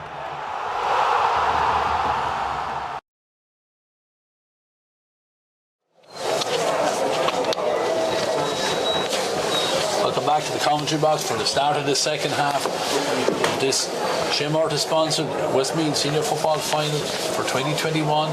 Replay, remember, 2 between them, 7 to St. Lomans, 1-2 for Garrycastle. The ball thrown in, and Foley gets a fist to it, but ball won again by the St. Lomans when they get it in, and John Heston comes out. Great bravery there from John again, goes to ground as St. Lomans and just got that ball inside. John this time decided not to go for the score himself. Gives it on now to Ronan O'Toole. Ronan on the loop around from full iron that takes it, but he's forced over wider and wider. Then gives the ball inside. Shane Dempsey does well to keep that possession for St. Lomans, and he gets the shot in on the spin, but that one is not on target, and ball just pulled left and wide there for Shane Dempsey. Shane, we're just looking out at the flags over here. We spoke about half time. Is there much of a wind out there? That time John Heston from 45 didn't opt to go for the kick directly and went short with it. Yeah, I think that might have been a factor. There's a slight breeze coming over the scoreboard, kind of into the stands, and slightly favour Garrycastle in this half, but I think the sun is going to play more of a factor. It's going to be in the Garrycastle's back's eyes, and I think that's going to play a bigger factor. It's turning up around Dunstores now. It was more across the pitch in the first half. The referee is having a word here, and it looks like Calvin Riley is going to go into the booth. There is a sub being introduced here, early substitution. That's Jason Nugent. Again, as a substitute, we've seen plenty of Jason throughout this championship, but Michael Monaghan had 3 points, I think, to his name last week, and he's been called ashore very early, a minute and a half into the second half. But play is underway, and John Gaffey has taken the ball from Justin Barrett. He's given it on now to Justin, and Justin comes forward, and with the right foot has Alex Gardner running out into a lot of space, holds the ball. Runners come around him, and then gets a little ball inside where Gary McCallan has come forward. Gary tries to go round his man, then drops the ball under his legs as such there, and St. Lomans men going in, and the referee deemed there was a push in the back there. Alex Gardner a little bit too anxious to flick that ball through there, and in his anxiety to get on the possession again, pushed the St. Lomans defender in the back. The referee right on top of things towards the free out. Again, Lomans have taken it short, and they're struggling to get out of their own 45, and Ronan O'Toole is back there, spins around, he has a little bit of support, and eventually Sean Flanagan carries it forward here, spins around then and gives it back to Sam McCartan. Sam on to Ronan O'Toole. Ronan again spins around, again looking for options, goes short to Sean Flanagan. Sean trying to get away from Alex Gardner. He does that, holds the possession, then straightens the line, carries it forward. He's now gone across his own 45, goes into a heavy hit there, and the referee said there was a charge there by the St. Lomans man, and the free has been awarded. Jimmy Dolan has the ball ready to take it, but St. Lomans a little bit casual there, like they coming out with that. Shane needed to get the ball out there a hell of a lot quicker than that. And I think it's the high press that Garrycastle they're after deploying here to start the second half, try and squeeze Lomans in. They know that Lomans are retreating, and if they can get a turnover and get a score off that, and it's after happening now. It's a huge kick from where Alex is to get the carry. His beautiful strike of a ball. It's a huge distance, Ray. Yeah, he's probably 40 or 50 odd metres out, gets the height on it. Has he the accuracy or the distance? He doesn't have the accuracy. Ball drops in, and despite the best efforts there, couldn't be kept in play. Jimmy Dolan did his best to keep it in, but beats everyone out over the end line, and Jason Daly, he's out heading to the 20-metre line, ready with the kick out. And Lomans just trying to get their shape back. A lot of players in the centre of the pitch then waiting for somebody to make a run off, and lovely kick out from Jason Daly, but he was looking to get it there to Sam McCartan, but over Sam's head. It's out over the sideline, right down here at the tunnel here in TG Cusick Park, and Justin Barrett has taken it, and nice ball on as far as Owen Monaghan. Owen back to Justin Barrett, little fisted ball inside, doesn't go to hand, and Dornhart runs into a heavy tackle from John Heston. The ball breaks, and Peter Foy is fighting for it, but John Gaffey has won it. John comes into the tackle, draws the foul there from Kelvin Riley, and referee deems that he was pulled back. The free has already been taken. Gary McCallan, he's coming forward from the quarterback position, gives the ball inside. Tom O'Halloran did well, gives it out to Alex Gardner. Alex goes centre on the loop around here. There's a chance for Owen Monaghan. Owen with the shot, and a lovely score for the number 12 there. Narrows the gap back to a single point. It's almost 5 minutes gone in the second half. Nice score there from the Garrycastle men. I badly needed one, Ray. It's 20 minutes or more since Garrycastle got a score on the board. They had 1-2 scored at the first water break. That's their first contribution to scoreboard since that time. The quick free worked, I think. Obviously, a couple of nice intricate passes to open up the chance for Monaghan, and he stroked it over the bar well. It's a 1 point game at the moment. Yeah, Sam McCartan wins that kick out. John Heston has come out a long way from the full forward position, trying to get a little bit more space and have an impact on the game. Kelvin Riley coming forward as well, gives it on now to Ronan O'Toole. Ronan, he takes a shot, he drops it. He knew as soon as he had left his foot that he hadn't got the distance on it, and Sean Brennan fumbled it for a second inside there, but keeps it in play, and John Gaffey being forced backwards, and John Gaffey is getting the ball away. There's a great opportunity for TJ Cox.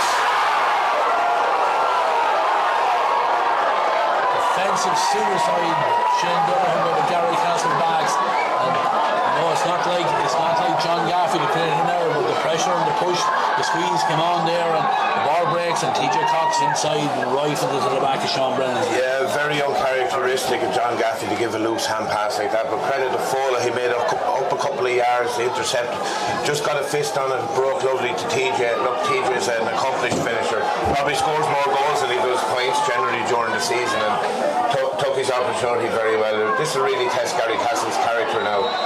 Yeah, they go short with the kick out again, and going hard under pressure. Immediately he turned with the ball, but does well, draws the foul there, and the free is already taken. And Garrycastle trying to carry it out. Owen Mulvehill get it on to Tom O'Halloran. Tom right down the centre he's going. He's on the 45. Little ball inside. Jason Nugent gives it on now to Alex Gardner, but Alex doesn't hold. Get the ball to hand at the first attempt. And Paddy Dowdle is in there. Paddy's on the ground. The possession loss is a chance here for Tom O'Halloran. The shot comes in. Fabulous save from Jason Daly. Fabulous save. Almost the same as what we had earlier. I know we got confused when the goal wasn't allowed in the first half, Shane, but a goal at one end and almost a perfect response at the other end. Yeah, and a superb fingertip save by Jason Daly just to concede the point.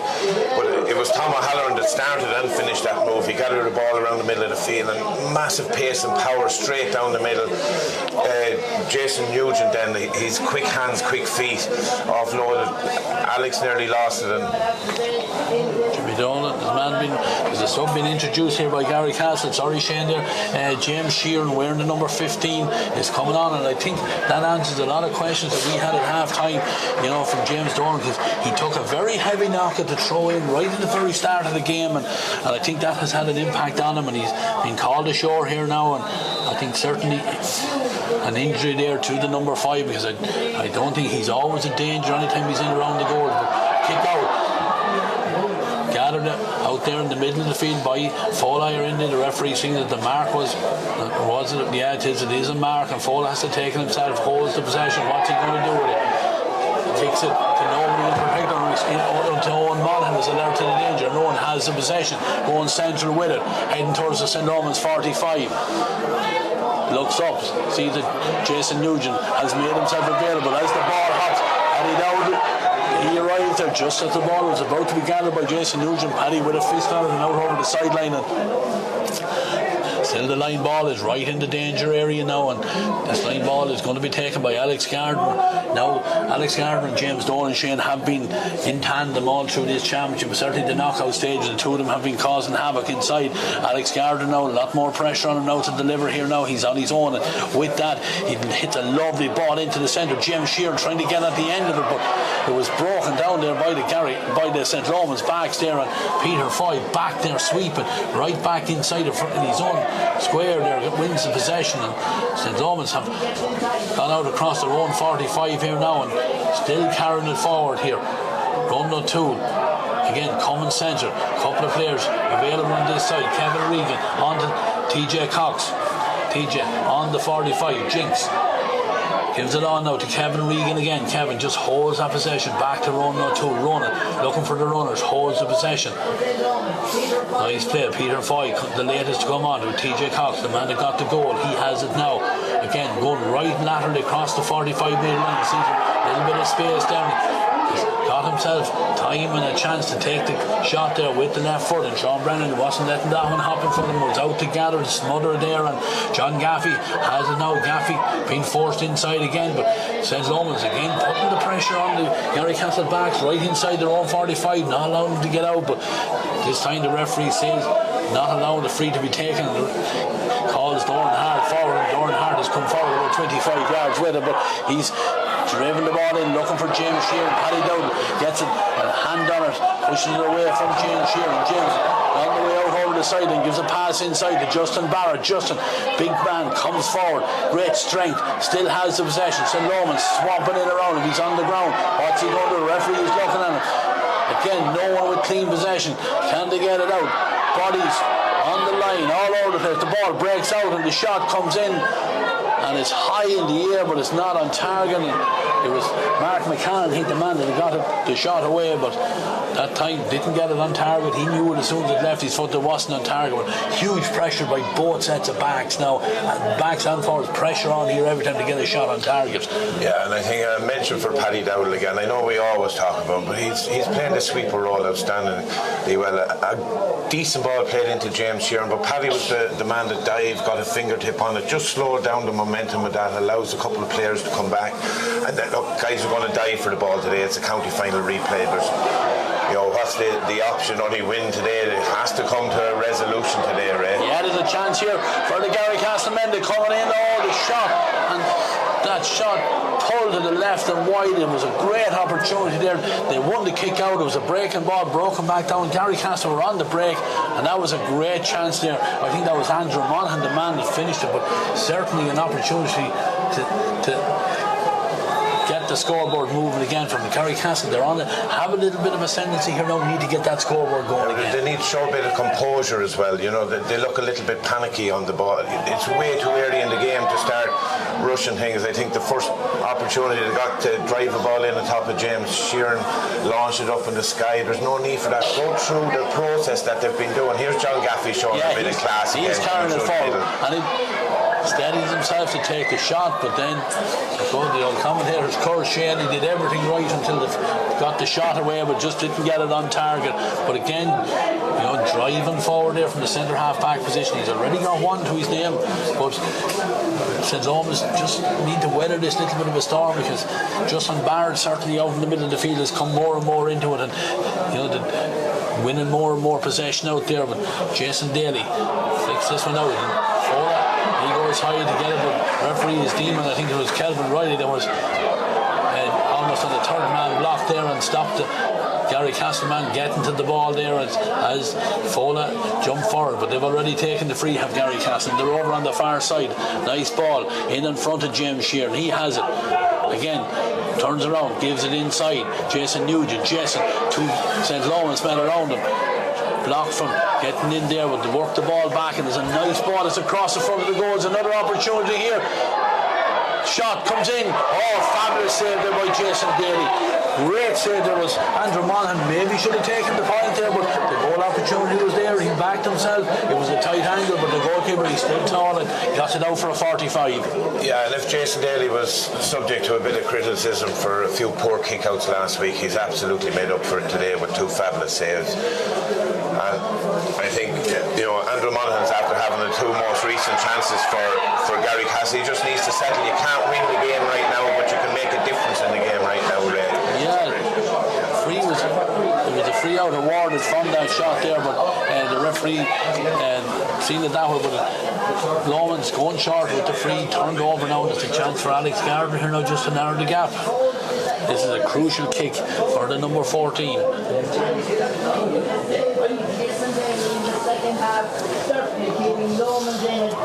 With the right foot, it's off the inside of the post, and is it gone from the inside of one post? It goes right across the front of the goals and wide, and that's a big miss from the number 14 there, because certainly they need to be taking these chances. But we have to mention Jason Daly again. That was a super save.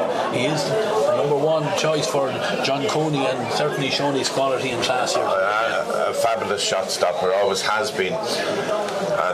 There are two big moments in the game. Those two, one point blank save that went tapped over the bar, and that one there from Andrew Monaghan when there was a goal chance 1-on-1 in there. Yeah, the ball kicked out long again by Jason Daly there, and St. Lomans man going for the ball there, and every tackle there, nothing malicious there. The referee just making sure that the St. Lomans player is okay. Physio is making his way in. The referee is just moving everyone back from it. It looks like he is awarding the free for St. Lomans.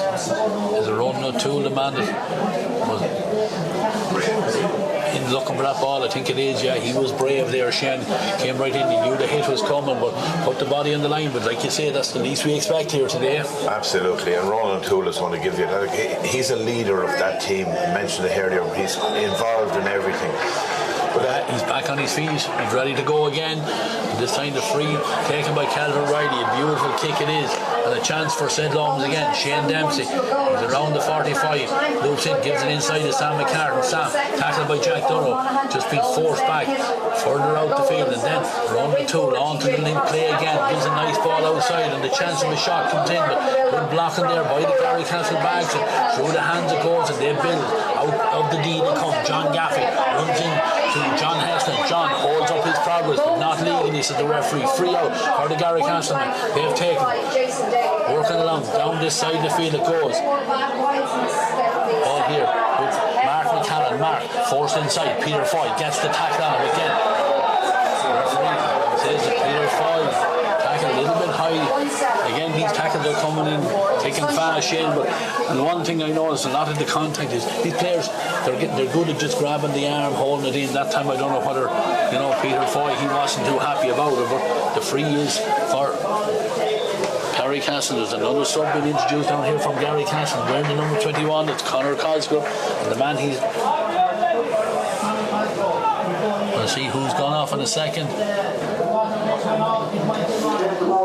Number 17, I think it's Bill Kelly, the man that's coming off here. Yeah, they did the last two tackles are on about the physicality of the game. John Heston very quickly wrapped up John Gaffey. Probably knew he was giving away a free, but he had to stop the momentum. Then Mark McCallum was coming out along the wing and showed great ball. He's on the ball again, but he's a fabulous carrier for a ball for a cornerback. Not that we'd always give credit to cornerbacks for being as good at footballers. Yeah, there's a chance here.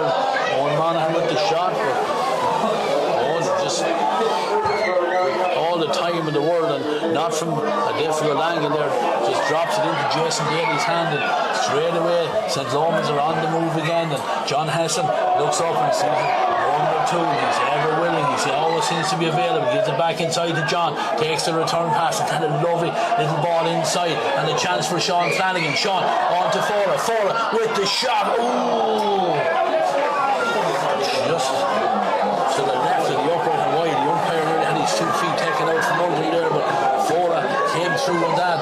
Saw the opportunity of going for the goal there. He was under pressure. Maybe could have just taken a step with it and held off the tackle there, but the referee is just calling for the water break. It is indeed a water break at the end of the third quarter. 3 between them. 3 between them, but the truth be told, Lomans are the more composed team. They look threatening when they go forward. I think the two Monaghans, they're after missing a couple of good chances for Garrycastle to close the gap. We said it this time last week, Ray, this isn't over. One more score isn't enough going to see this game out there. There will be a kick in it. It's lower scoring, but I think it's being played at a higher pace and there's a higher intensity in the tackle, and lads are getting a lot less space. Conor Cosgrove is on. I think Jason Nugent has added a little bit of impetus to Garrycastle going forward, but there's only 2 scores on the scoreboard since the first water break for Garrycastle. That'll be really disappointing for them because they've gotten themselves into good positions. Jason Daly's the hero at the moment, but there will be another hero found in this game before it's over.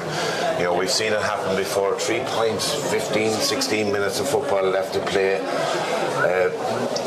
I'm still going to go with there's only going to be a point or a draw by the end of normal time. Yeah. You see the 2 Dolan brothers coming off there, I'm sure. They've been discussing what options are still left and what's available for them off the bench or whatever, but Garrycastle, the first side to break from the water break. St. Lomans then making their way back into position. They will resume with Sean Brennan back down on the right hand side. 17 minutes 52 seconds in the second half. 1 goal and 7 points for St. Lomans, 1 goal and 4 for Garrycastle. As Sean Brennan goes route 1 down the middle, broken down. Who's on the breaking ball? It's Owen Reveal for Garrycastle. Moves it on to Owen Monaghan. Owen heading to the 20-metre line. Open space, opens up in front of him, and then he stands, takes a shot. This time shows nice composure then, and had the time and had the space and fires it over the bar. We're back to a 2-point game. Lovely score there by Owen Monaghan, wearing the number 12. And forward there that time from the kick out, and Jason Daly, he's back on the 20-metre line, ready again with the kick out. 2 steps back and rifles it out, looking for Fall up there in the middle of the field. Ball is broken down. John Heston got a hand to it. John holds off attacking there and has the possession for St. Lomans. He's heading towards the Garrycastle 45. He's over the 45, coming inside, backs himself with the left foot, takes the shot. Groans from the St. Lomans supporters there, because John backed himself there. He carried it the whole way in with the left foot, just not on target. 2 balls on the pitch. The referee is allowing the play to go on. Quickly removed off of it. Andrew Monaghan has given the ball back to his goalkeeper Sean Brennan, and Sean on the 13-metre line has Jack Donoghue available, and Jack in the D then. His nice pass gets it out through to Owen Mulvey alone with the possession. He's turned and holds that possession back to Doran Hart as Doran drives forward. He's across the 65. Little pass inside to Mark McCallan. Mark turns around and looks and goes route 1, drops it inside, but St. Lomans outnumber the Garrycastle men 3-2 there, and they have the possession. And TJ Cox, he's the latest to have it, and TJ, as he was being closed down, looks up and sees that Kelvin Riley is in space over on the far side of the field. Kelvin carries it forward again. Run 2, just slowing it right down, gives it back inside. Peter Foy comes through the tackle, gives it on then to Sam McCartan. Sam, nice pass. And again, Lomans a little bit slow with the build-up, but they have the possession. They've worked a little bit of space over there on the far side of the field. Kelvin Riley, he's a centre half back. He's coming across and gives a nice ball through to the runner John Heston. John, lovely dummy onto the right foot, takes the shot, and this time John Heston makes no mistake with it. Beautiful score, and the sighter off the left foot a couple of minutes ago didn't get on target. That time lovely skill drop, a second hop, just a lovely dummy there, came inside and the space opened up, and John made no mistake. We're back to 3-point game. Sean Brennan has launched this one out again here. Great ball out it was, grabbed it by Andrew Monaghan. I think the mark was about to be given. TJ Cox attacking them frontally there, and the free is already awarded and already taken. And Gary McCallan, he's gone forward, he's on the 20-metre line, tries to get a little fisted pass into Alex Gardner. Alex again thought he was fouled, but the referee said no free in there, and St. Lomans have the possession. TJ Cox, TJ just stands and holds the ball and gives it inside. Paddy Dowd, Paddy hasn't his jersey pulled, and the referee sees it and right on the play says the free is awarded and the free is given and taken already. And St. Lomans on the move down the far side of the field. Sam McCartan, he's carrying it forward. Little fisted pass on there now. Lomans again building it inside. Shane Dempsey comes out in front of his man, takes the tackle and holds the possession. Lomans building through here. There's a chance here. Sam McCartan takes the fist and fits it over the bar. Lovely score there. Sam very much involved with that. Shane carried that ball forward. Great skill and great awareness then as he got closer to the goals, then flicks it over the bar. Cathal Mannion has just been replaced. He's replaced Tom O'Halloran. Cathal wearing the number 19. Again, just waiting for the number 10 to make his way in. Sean Brennan is ready back there with this kick out on the 20-metre line. Again, Sean goes central. Again, big men on the breaking ball. So Lomans have 2 of them there. That was Sean Flanagan and James Shearer that were contesting down, but Lomans win that break, and TJ Cox with the ball again. 22 and a half minutes gone in this second half as TJ tries to jink inside, has a little bit of space, comes inside again, but he's been closed down, needs a little bit of support, has the support. Ronan O'Toole is there. Ronan, nice ball into Shane Dempsey. Shane just outside the 20-metre line, then injects a little bit of pace, takes on his man. He's on the 20-metre line or on the 13-metre line, comes around, gets the shot away, and as soon as it left his foot, he knew that one was on target. St. Lomans is putting the squeeze on Garrycastle here now at a very, very crucial time. That gap has opened out now to a 5-point gap, 110 to 1-5. Yeah, Ray, and I think what we're seeing here is the age profile of Garrycastle coming against them, a weak turnaround for a replay, and the legs are that little bit heavier. Lomans out a bit more pace, but they're also playing the game a lot wider than they did last week. Of course, when they're ahead on the scoreboard, you're able to play a bit more comfortably, but it's very noticeable. The few players that mightn't perform very well last week. Peter Foy got taken off, I don't know, maybe unjustly. John Heslin's out in the middle of the field. Fole has had a big contribution here.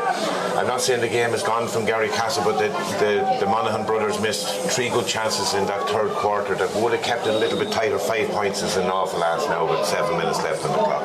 Thorn Hart is taking this free and he goes in, finds James Sheeran inside. James fisted ball inside. Garrycastle, they won't give it up. Chance here with the shot, it comes in. It's the only shot there that came in from, I think it was Cathal Mannion, the number 19 with the left foot, and certainly he rifled that one over the bar. Like you say, it's not gone completely. There's still 6 minutes plus additional time. There's only 4 between them. Every score crucial now at this stage. Yeah, and it's time management and game management now. We see Jay Daly isn't going to rush this kick out. He's going for his target man, Fowler. Doesn't get possession, but breaks it down. But it's the Garrycastle men that are on the breaking ball, and they're on the move again here. Gary McCallan coming forward, just been forced back towards his own goal, but he was being fouled, and John Gaffey has the ball ready to take the free, but I don't think the referee is going to allow, because he has the book out. It looks like TJ Cox is the man that's going to go into that boot there, and certainly Declan Nugent issues the yellow card.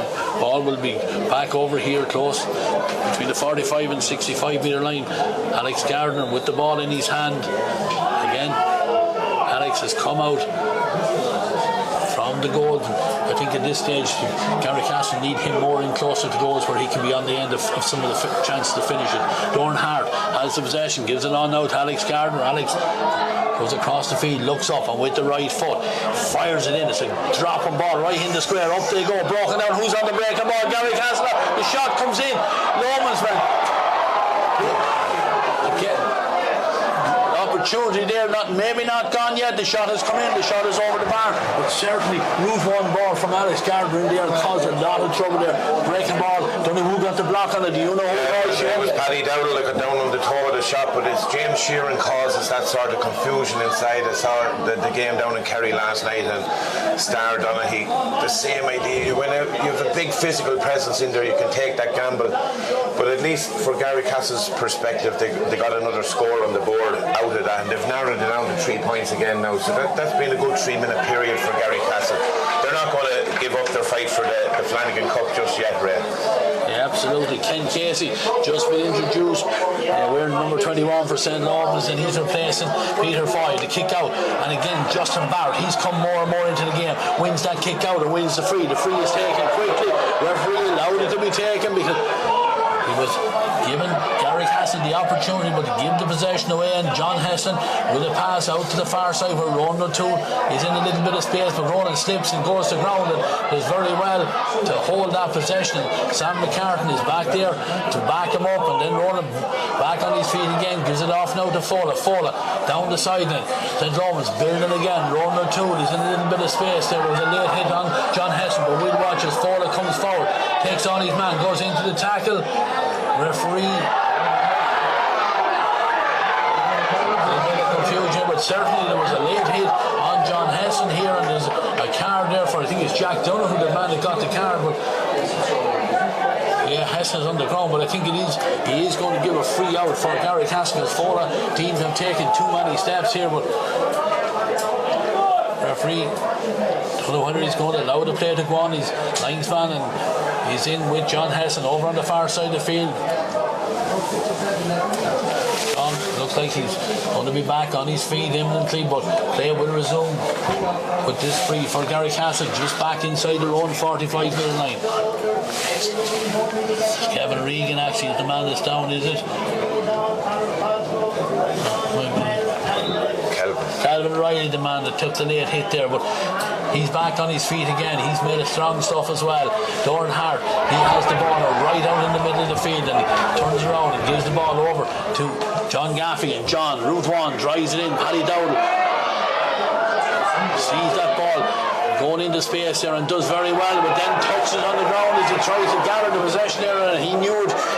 Declan Nugent right on top of things there and seen the pick off the ground here. There's a chance for Alex Gardner here, chance to narrow the gap, and Shane, we might have written off Garrycastle a little bit too soon. Last couple of scores have brought them right back into it here, and there's a chance for Gardner, a chance here now to bring it back to a 2-point game. Clock says we're 28 and a half minutes gone. I'm sure there will be a minimum of 3 minutes additional time, so if Garrycastle are good enough, there's plenty of time for them. Alex with the kick, with the right foot, over the bar, lovely score there from Alex. Yeah, 2-point game rate. It's a mirror image of where we were exact moment this time last week. It was Garrycastle that had the 2-point gap, and Lomans showed the guts, the ability, the want to close that gap and get the draw out of it. It's still very much in the balance here. I think James Sheeran is a target inside. If Lomans tag one more score, I think the job is done. Yeah, they kicked out in the middle of the field, and they hit the referee. I think he did. It was broken down out there by the Garrycastle men, but ball hits the referee, so he holds it up, and two players in for the throw-in ball. John Hesson almost on his knees, he tries to get the possession. The ball is picked up here. St. Lomans have it, and that was Andrew Monaghan trying to get the ball back to a teammate, managed to hit the referee with it again, and we're going to have another throw. Now, well, we can't say he's not keeping up with the play, Ray. He's very much involved in it at the moment. Yeah, throw up this time. John Hesson gets a great fist onto him. Fowler gives the ball on there to Ronan. Thought he was fouled there, but Garrycastle have the possession back, and then TJ Cox does foul Doran hard, and the free is taken. The free is over to the far side of the field. Garrycastle, they know that every one of these possessions is crucial. Owen Monaghan has the ball. Little ball in over the top. Alex Gardner running onto it. Alex calls the mark. He's inside the 45, and a chance to get it back to a 1-point game. Alex Gardner having a big impact in this game, as he did in the last Sundays as well. A great opportunity now to get it down to the solitary point. A goal and 2 to his name. The number 14. He comes forward with the right foot, kicks it. The umpires all look up at it. Jason Brady looks up at it. There's nothing to do because it's over the bar. Lovely score from the number 14. And as the 30 minutes tick by, we're down to a 1-point game. Shane, you said before half, there's 3 minutes at the call. We could be here for extra time. Great awareness by Alex Gardner. It's a very recent rule to take a mark, and at this stage of the game, to be aware he was inside the 45-yard line. It was being kicked more than 21 metres, and to take the mark just shows massive awareness of where he is, what he's doing, and what's on the line here. Yeah, the kick out is won by John Gaffey from Garrycastle. John had the jersey tugged there by Kevin Regan, and the free is taken, and John gives it inside, and Jack Donoghue charging forward, wins the possession, gives it on to that man again, Alex Gardner. Alex right out in the middle of the field, lovely fisted pass into Justin Barrett. Justin in a lot of space, on now to Alex Gardner. Alex with the shot, just doesn't connect with it the way he needed it, straight into the hands of Jason Daly, and now Paddy Dowdler has it. Paddy comes out, gives it on here. Ken Casey, recently been introduced, he's been bottled up. There's a lot of bodies around it from Garrycastle, but Paddy Dowdler's there to back him up, and St. Lomans do very well, and the ball clear down the line. Chance here for TJ Cox, takes it on the run. He's heading towards the 20-metre line. There's a couple of players on the ground inside. TJ takes the tackle. He's still going. Opportunity. What's he going to do with it? Controls it. Again, gives it back inside. Fowler with the shot. It's wide. Fowler, what a chance. Fowler, what a chance to put the game to bed for St. Lomans. Even the score, Shane Donoghue, was what TJ Cox did absolutely superbly there. Carried it in the whole way, showed great composure, couldn't get room to get the shot away, and gives it off to the number 13, and unfortunately he doesn't put it on the scoreboard. Kicked out, grabbed out here in the middle of it. James Sheeran, he's had a big influence since he's been introduced. Gives it on out to Alex Gardner. Alex moves it inside. Over there for Garrycastle is Conor Cosgrove. Conor, he's been forced to give the ball back out here to John Gaffey. John, halfway between the 45 and 65. Over here to Gary McCannon. Gary gives it inside. The shot comes in from Owen Monaghan. Was it the right call? Jason Daly comes out. The ball is broken in. Is it gone for a 45? It is. Thought maybe that Owen Mullingar should have carried that in, but that ball dropping in caused the goalkeeper a little bit of bother there. He got a fist on it. It looks like Sean Brennan, he's coming forward from the goal line. Is he going to try and kick this one over? It's probably going to be the last kick in the match. We're looking at it's the 33 minutes, or the 3 additional minutes are elapsed. What pressure on the goalkeeper? Sean Brennan, he's come forward. I'm sure he's doing this in training the whole time. We look at the bench down below. They know nearly all the St. Lomans is back there in the small square. John Heston, I see him going right back in beside his goalkeeper. Sean Brennan is taking his time because this is a huge pressure kick for the Garrycastle goalkeeper. Sean with the right foot, he comes forward, he's connected nicely with his dropping in. What a score! What pressure! What a kick from the goalkeeper! And it looks like we're going to get 20 minutes of additional time. Shane Dunno, you called it. Shades of Stephen Cluxton there, the big crunch moment come up, the kick counts or the game is over. You know, a good strike, fair play to Sean. He had a chance, similar spot last week and dropped it very short. You know, it's fabulous drama in here to close a 5-point gap with 7 minutes left on the clock. This Garrycastle team are really outstanding. Okay, look, we're going to finish up here on commentary. We'll be back to us for the additional time, but for now we're going to a break and going down to the lads on the sideline.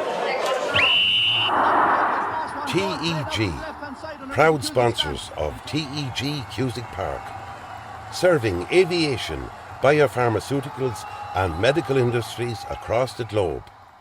TEG has been to the fore in the fight against COVID-19 with our customers and partners.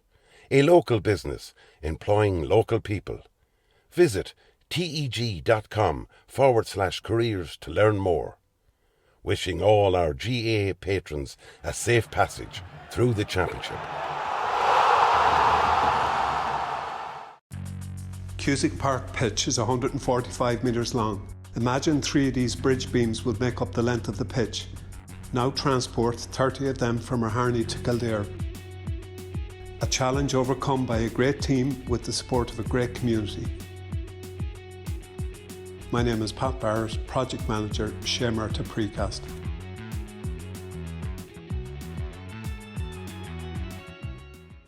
There's a light, a certain kind of light that never shone on me. If I ain't got you, ain't got you, baby. You don't know what it's like, baby. You don't know what it's like. All new Renault Capture SUV for all your lives. Yeah, ladies and gentlemen, we're back here at TEG Cusick Park at the end of what has been an absolutely thrilling finale to this year's County Senior Football Championship final between Garrycastle and St. Lomans Mullingar. I was on the stag last night and I think every bit of anxiety is after coming out of me in the last 10 minutes because we had everything in that last period, Paul. Is that fair to say? Absolutely fantastic. Said it here at half time. The first half there was so much entertainment in the last 20 minutes. The first half was says let's go all the way and have extra time. It didn't look like that when Lomans led by 5 points midway through the second half. Looked like the seal. I think Esling got a point and I thought to myself that's it. And your prediction was coming through at that stage. It was coming through at that stage, but now I have to say too that Jason Daly's kept Lomans in this game. He's brought some good saves. First half he made another great save down here. Paddy Dowd came in with a great block. He's had a tremendous second half, Paddy Dowd, and then you can't write off Garrycastle. They just keep coming back this time. And then after last week we all spoke about Alex Gardner and the miss. Today unfortunately with all the scores we're all going to be talking about Phil around his miss here at the end. If he even kicked it over the bar that would have been it. That's football, that's the way. Glorious chance. Great 45 by Sean Brennan under pressure to get the equaliser, and now it's cracking extra time. Yeah, and Paul is right, Luke. I suppose it's a complete turnaround from last week. We were saying Alex Gardner last week, if he'd have slotted to the back of the net, it was Garrycastle's final, and there Fola had a chance to knock it into the back of the net. A wonderful move, but at the same time I'm kind of thrilled it's a draw because we get another 20 minutes out of it, and Sean Brennan must have had nerves of steel. He must have been the only man here in TEG Cusick Park that he fancied himself. He ran the whole way up the field and knocked it over the bar. Garrycastle can thank Sean Brennan. They can also thank Owen Monaghan. He's been excellent in this game. and himself and Alice Gardner have kept Garrycastle in it. And I think a draw is a fair result in one sense, that for the first quarter Garrycastle had so many chances, then Lomans dominated to that point. But it was a great comeback. It's a comeback that deserved. I was wondering why James Dolan was taken off, if Barry was injured or something. But it shows you that Garrycastle mentors know their team so well that Sheehan has come in and really that last catch made that vital last play. So really looking forward now to extra time. Yeah, and Tom, your prediction is still there. We didn't think so with 10 minutes. You're sitting up beside us there. We didn't think so with 10 minutes to go. We were looking at, congratulating St. Lomans. It's been a tale of two goalkeepers, I suppose. Jason Daly has made some great saves for St. Lomans, but Sean Brennan equally at the other end has done it, and then to pop up with the equalising score, and we get 20 more minutes here to freeze in the bitter cold of Cusick Park. But I don't mind. I'll suffer that. Yeah, well, Garrycastle, you would have to say, in that second half, are dead and buried. Okay, dead and buried. It was just waiting for St. Lomans to tip over one or two more scores and the game was over. But such is a good team Garrycastle are. They're a strong club down there. And the Bounty and the Dan's Tavern, they're probably roaring at television, but they grasped themselves right back into the game. And that kick from Shawnee Brennan, absolutely brilliant. Nobody in the stand thought he was going to do it, but he just stepped up. I've never seen him kick a 50 like that before. And it was absolutely brilliant. And Jason Daly, if there was going to be a man in the match, he'd be definitely up there in the top 2 or 3 candidates for man in the match, no matter what happens in that game. But we have to go back to the missing for TJ Cox. For me, should have knocked the ball over the bar instead of giving it to Fola. But it's almost a mirror image of last week, and we have an extra 20 minutes now. And who can write off? Stick with Garrycastle, Garrycastle now. Luke, is that going to change? Are you right up in the Tazewell Street? No, call it out of it. I'll stay with Lomans. All right, there you have it, folks. We're going to go to an ad break then, and then we're going back up to commentary for what has been a thrilling game of football here in TEG Cusick Park. Stay with us. You have a lot more football to come. TEG, proud sponsors of TEG Cusick Park, serving aviation, biopharmaceuticals and medical industries across the globe. TEG has been to the fore in the fight against COVID-19 with our customers and partners. A local business employing local people. Visit teg.com/careers to learn more. Wishing all our GAA patrons a safe passage through the championship. Cusick Park pitch is 145 metres long. Imagine 3 of these bridge beams would make up the length of the pitch. Now transport 30 of them from Harney to Kildare. A challenge overcome by a great team with the support of a great community. My name is Pat Barrett, Project Manager, Shemerta Precast.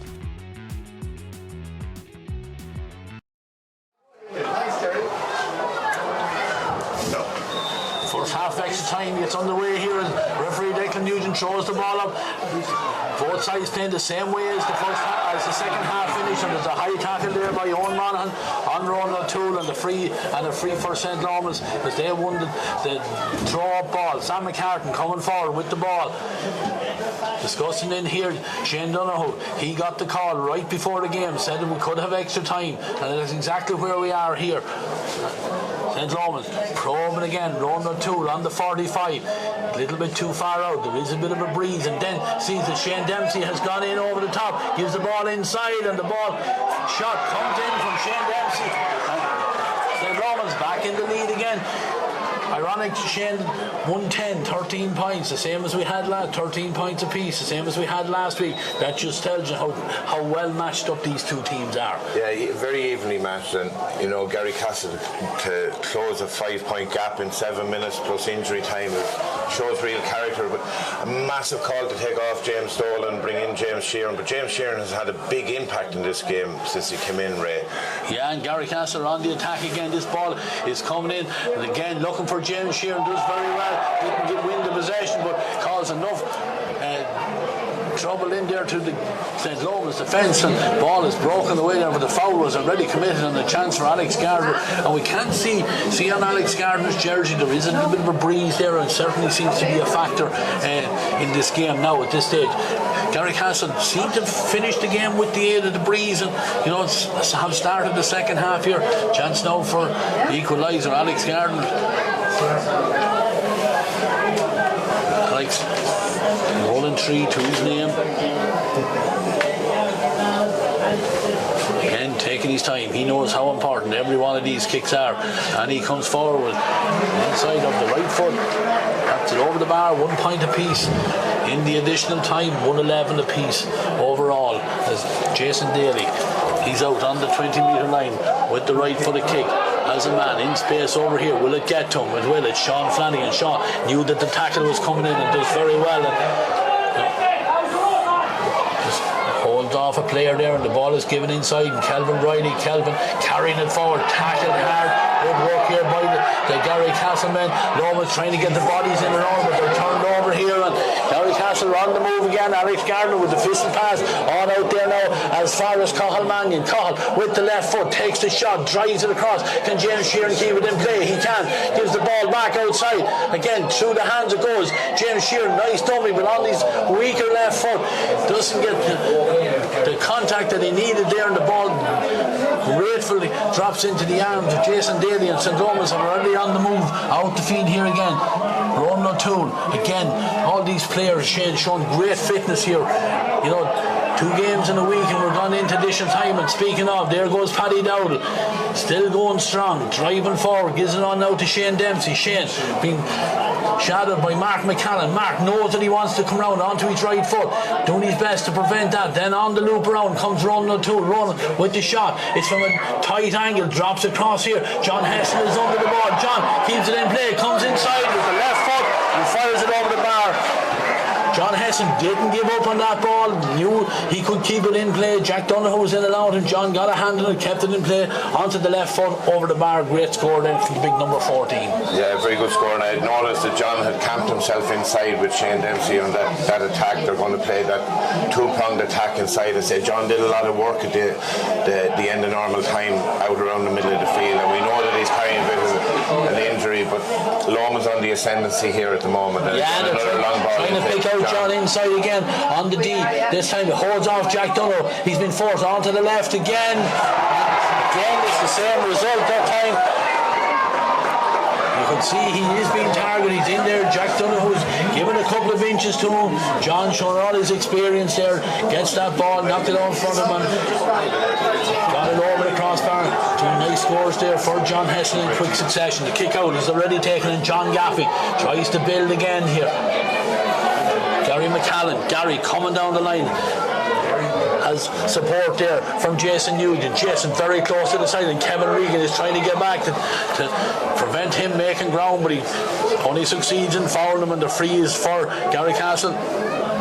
And for the first time today, we see players stretching out calf muscles, starting to cramp up, because these players, Shane, have put in a huge effort here in this almost 80 minutes at this stage.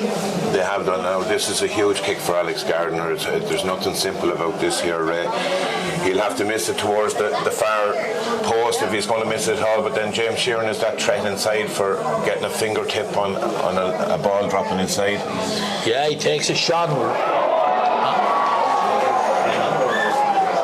He's just dragged it wide on the near post. The crowd here down on the right hand side, they thought when it left his boot that it was going to be on target, but just curled it just too soon. And it looks like is there a sub being introduced here? And I thought there was for St. Lomans, but not. And Jason Daly has got this kick out going, dropping down. Again, John Gaffey reading the breaking ball, wins and gives it on now to Alex Gardner. Alex coming forward, has the runner there, through the hands it goes here, a chance for Owen Monaghan. Owen comes inside, again fouls to the referee. Lomans backs, not too happy about that, but it is a free, and the referee, he's been right on top of things, and a chance now for Alex Gardner. Yeah, and you see Jason Nugent's pace there making a difference again. He's always available for the offload. John Gaffey's very calm with ball in his hand, but Jason made a lovely move. Yeah, and Alex Gardner has taken the free, and this time referee or the umpire in there very nonchalantly goes to the post and signals that one has gone over the bar. We're back to a 1-point game. There's a sub coming in here. I think it's Kevin Regan is making his way off here. Is it Peter Foy has been reintroduced here, but Jason Daly is waiting for the ball to be returned to him back there on the 20-metre line. There's some warming up down below us here, and certainly kick out coming this side of the field. Broken down there by Sean Flanagan, timed it just perfectly. High tackle there on Ronan O'Toole, draws the free. Foul was going to be committed there. It is indeed, and it's a free, and Ronan O'Toole has the ball and he's taking the free. And again, he attempted to run forward, knocked there, but Sean Flanagan has the possession. Sean to Sam McCartan, back to Ronan O'Toole. Ronan gives it inside to John Hesson. John out in front of his man, goes right, comes back to the left, curls it in, curls it over the bar. Almost impossible to mark a man like John Heston, and he's in there and he can turn on either right foot or left foot. There's 3 scores off his left boot, and they started this extra time in 7 minutes.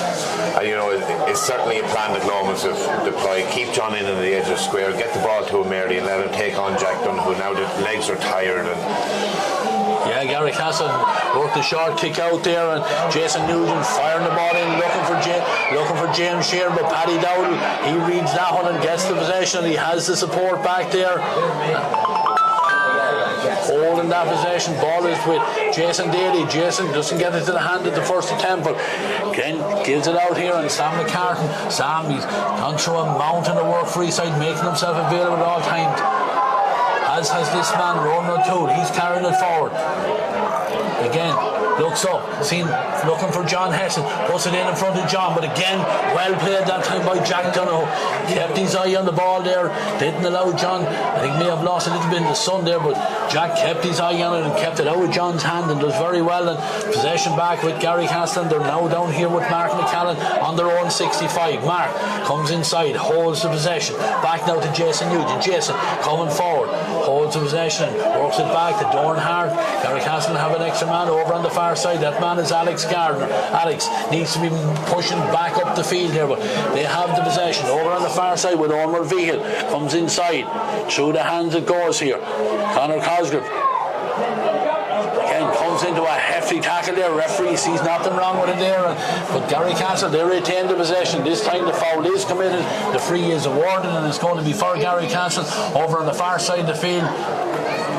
30 metres out from the St. Lomans goals. John Gaffey was thought about going over to take it, but he's going to be taken from close enough to the side and over there. I'm sure try to get this one in around the goals. The shot comes in, it's dropping in. And again, the call comes from the goalkeeper there to let it go out over the line, because there was a Lomans man about to go up for it, but referee signals that one was gone out over the end line and wide, and Jason Daly, he'll be in no hurry. He's back there on the 20-metre line. 2-point game, 114 for St. Lomans, 112 for Garrycastle. Sun shines brightly here. We can't even see the time on the scoreboard from our position here in the commentary box, but the kick out is already taken and Paddy Dowdle has it. Paddy gives it inside. St. Lomans on now to Peter Foy, being reintroduced for this extra time period. He's carrying it forward, looks up, looks to try and get it into that man Hesson. Hesson on the left foot again, takes the shot under pressure that time, just couldn't get it on target. Certainly hadn't much time there. Garrycastle men were about to close him down, but he got the shot away, but just couldn't get it over the crossbar there. And Sean Brennan, he's already out on the 20-metre line. Sean, the man responsible for having us here, playing this extra 20 minutes of additional time.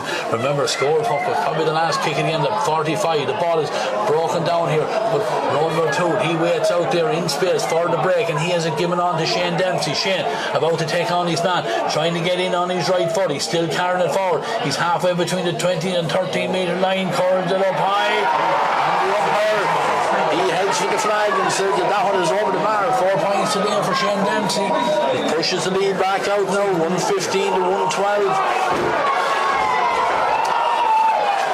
Referee blows the half-time whistle here, so with 10 minutes to go, we're going back out to a 3-point game. Garrycastle struggling a little bit, maybe had the win for that first half, but certainly we can't write them off. We might have written them off a little bit too early in the regular time, and they got themselves back in, and they won't give this one up a fight.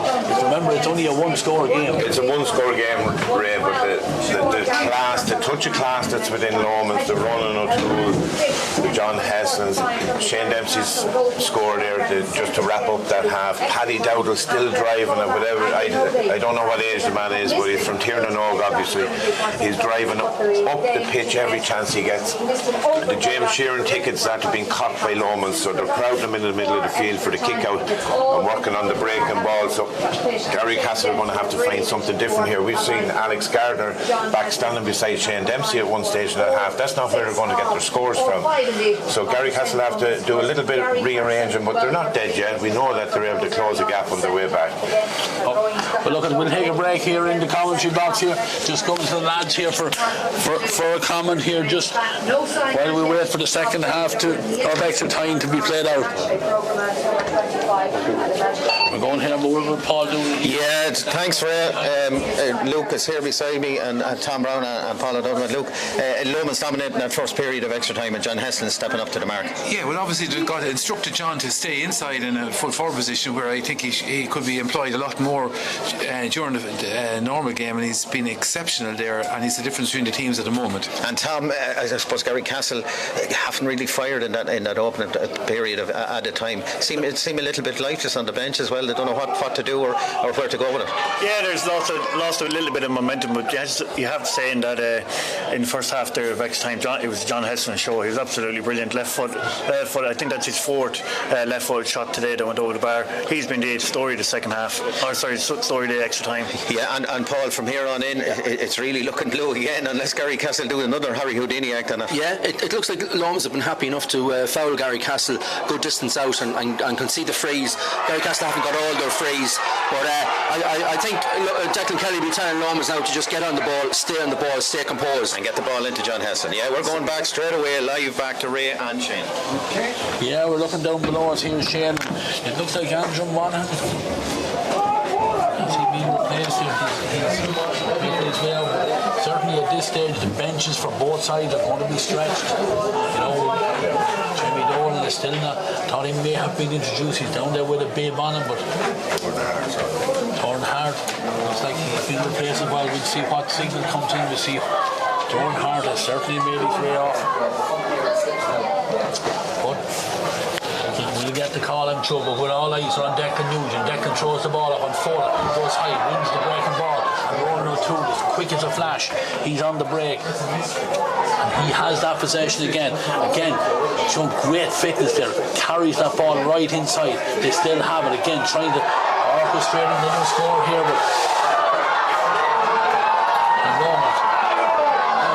holding that possession here. They come across Fowler drops it, but he has Sam McCartan there in support there, and Sean Flanagan, and back to TJ Cox. And TJ on here now, Kelvin Riley, he's holding that possession, working it all through the hands there. Jack Gagan, gives it on now to Sam McCartan. Sam off here now to TJ Cox. TJ holding that possession. Peter Foy is available, he doesn't use it, he gives it on to Shane Dempsey instead. Shane ignores the run there of Ken Casey as he comes to the side and then jinks inside. Peter Foy is on the run again, but Shane Dempsey, he'll back himself, he's taking the shot, but you can hear from the reaction of the St. Lawrence supporters there that one just tugged left and wide, but again, great patient play there with the possession there by the St. Lawrence, and again, running down the clock all that time as well. Yeah, Ray, it's something the teams practice in their training sessions, retention of the ball, play it down for 90 seconds, 2 minutes, try and work a shot if you can get it to a spot. So they're going to try and do that whenever they get possession in this half of extra time, the second half of extra time. They're going to bring the ball through their transition up into the opposition's half and then slow it down again. Yeah. Ball played in here to Alex Gardner. Alex trying to take on Oisin Hogan. Oisin sticks to his task well, gets the ball away from, but Alex has the possession back again, very close to the end line, fires it across into the centre again, recovering in there by the St. Lawrence back line, and they have the possession here, and it's already gone out here to TJ Cox. TJ with only two players from either side on for him. Again, great pace here from TJ. He gives a lovely ball in over the top, looking for John Hesse. John got off hand to it there as a goalkeeper. Sean Brennan came out there, but brilliant reaction there with John. A heavy tackle there. It was a great opportunity of a goal there, but John is on the ground as is one of the Garrycastle backs. But we'll watch. This play is going from one end to the other. Garrycastle carrying it forward again. Spare man over on this side of the field, calling for the possession. Will they get it across to him? Ball driven in, left-footed inside, and it's the man, Paddy Dowdle, back sweeping in there. James Sheeran trying to close him down. James holds the jersey and referee is holding up the player because John Hesson is down off the other end of the field, and it looks like it is a head injury, but great opportunity for John, great awareness there. He knew the keeper was coming out, got a flick, tried to flick it over his head, but Sean Brennan did enough to keep it out of the net. Yeah, and it all started with Jack Gagan intercepting that ball across the square from Alex Gardner. Quick ball out to TJ Cox, and TJ gives a fabulous ball over the top. It's one of them in between. Does the keeper come, does he not? Now Sean Brennan did well, there was no malice in what he did, and John got clipped in that challenge, but like I said, there was no malice in it. He took a knock to the head.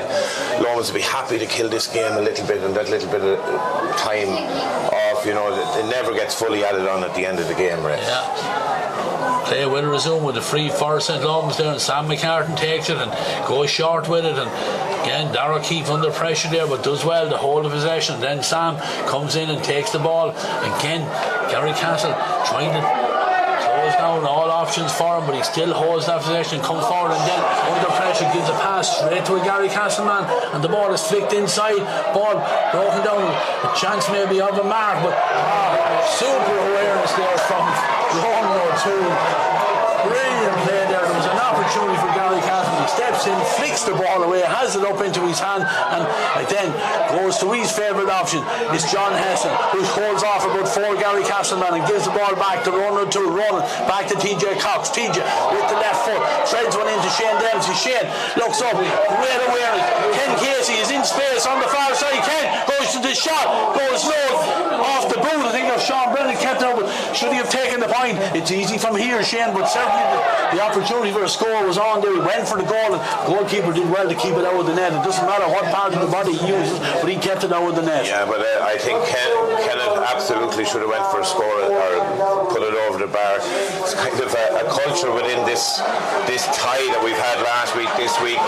Alex Gardner at the end of the game last week, full at the end of normal time now. Ken Casey just take that score, keep the scoreboard board. John Hart has come off. Garrycastle have just gone back to an orthodox 15. They're not playing a sweeper anymore. They have to get the ball forward and try and get a bit more threat in front of the Lomans goal, Ray. Yeah, Paddy Dowd has just been replaced as well here. Garrycastle had the free coming out, and John Hesson stepped in, great strength, wins the possession back, draws the foul from John Gaffney, and look, we can see from that picture down there below us, 4 players on the ground, absolutely exhausted. I'm exhausted myself, Ray. It's been a titanic battle last weekend, this weekend, extra time. I think the fresher, younger legs of Lomans are probably paying a bit of dividends. Yeah, there's Jimmy Doran, I say, it's the last throw of the dice here for the Garrycastle men. They've reintroduced, remember he did start, got injured, had to go off, and he's back in. I'm sure they'll be hoping that James can get on the end of a ball inside and maybe get one into the back of the net. He's gone right into the full forward line, but play will resume with this free here for Ronan O'Toole. Ronan calling somebody to come short with it, no one making themselves available, needs to get rid of the ball, and the referee again taking too long to get rid of that, and there's 2 players on the ground in front of the goals here. We'll watch this ball as it's thrown up. Who can get it? It's the Garrycastle men that have it, and they come forward with it, and they win the free, and they're trying to take it in a hurry. Half blocked down, the referee will bring the ball forward. Yeah, there'll be all sorts of cynicism and game management and slow it down. Ronan O'Toole didn't want to force the kick. It became a draw ball, and Sean Flanagan's after being a little bit petulant, but all of these things slow down Garrycastle momentum. Yeah, but not at the moment. It's not, because they're charging forward. Big tackle coming in there on Jason Nugent, and then ball picked up by Kelvin Riley, and I think it's Kelvin Riley dragged to the ground as he's coming out with the ball, and Paddy Dowd has been replaced. It is going to be a free for St. Lomans right back on their own, or just outside their own 20 metre. I think it is Kelvin Riley. Remember, he's a man, he almost has as many county medals as the aforementioned Paddy Dowd, but Kelvin has gone short with the free, and he's taking the possession again, trying to get out with it. Sam McCartan, he's handling the mount on the ball for us. 3 minutes on the clock. St. Lomans carrying it forward here, trying to engineer another score. 115 to 112 as they go into the far side. There's an opportunity here. The shot comes in. And It's wide again. The signals are slow coming from the umpire, Shane O'Donoghue. I didn't know where that one was, but we waited for the signal, but the signal came that the ball was kicked wide there. That was a great opportunity for St. Lomans to maybe just stretch themselves 2 scores in the lead. But Garrycastle, while there's only the 3 points in it, they're still in with a chance. Jason Nugent carrying it forward across his own 65, looks up, fills it in, fires it in as far as Jimmy Dolan. Jimmy gives it on here now, and the ball is fired inside James Shear. Both players missed it there, going for the ball there. The ball is very close to the end line. What is it? Signal comes from the umpire that's gone out for a 45. Yeah, Jason Daly made up some good ground there to get off his line and just prevent James Sheeran getting the ball in his hand. Ray, I think there's about 2 minutes left on the clock. As you said, it's very difficult to see the scoreboard from here. 3-point gap. Like down to one. We're down to 1 minute. We're being told here by those with better eyesight. I don't think this is a shot that Garrycastle can go for. It has to be put into the edge of the square. They have to see can they scramble some sort of equalising goal out of this. Alex Garner drills it in, flicked on in there, and this time it goes out over the end line of wide. And I'm sure Jason Daly will be in absolutely no hurry with this kick out. 3 between the sides. Remember, it is only a 1-score game. There is the possibility, Shane Donoghue, we could be here watching penalties. Don't mention the P word. We've had enough of the P word. Ray, no, I wouldn't like to see a game being decided on penalties. That's just a personal preference. But as you said, Jay Daly will take his time and try and find his target here. And a fabulous flick on with TJ Cox running onto a loose ball with Ken Casey on his outside. 2 minutes of additional time. Ken Casey gives it inside. Peter Foy, chance. Goes to the goal again. Where are these players going around? Now it's awful easy up here, Shane Donoghue. I know it is, but there's still a chance for Garrycastle. They're still in with it. It's only a 1-score game. Jason Nugent is fouled out here right in front of the Garrycastle dugout. He takes it quickly. Lomans supporters trying to just give that rise to their teammates. The ball is fired over there by Colin Mannion into space here. Alex Gardner, what's he going to do with it? When he eventually does get it into his hand, he turns around, he drops it in. It's dropping into the sun. It's broken down. Who has it? I can't see it. But it is a blue jersey. It's Kelvin Riley. He's heading out towards the far side. Being fouled. 2 Garrycastle men dragging out in there as he comes out. We can't see the clock from here with the scoreboard. The 10 minutes have elapsed. There's 2 minutes of additional time. They're in those 2 minutes. And the ball is over on the far side of the field. Surely 1 more score for St. Lomans will be enough. Shane Dempsey, is he the man that's going to get it? Gives it inside, looking for John Heston. John gets the ball, being held, and John using all his experience there.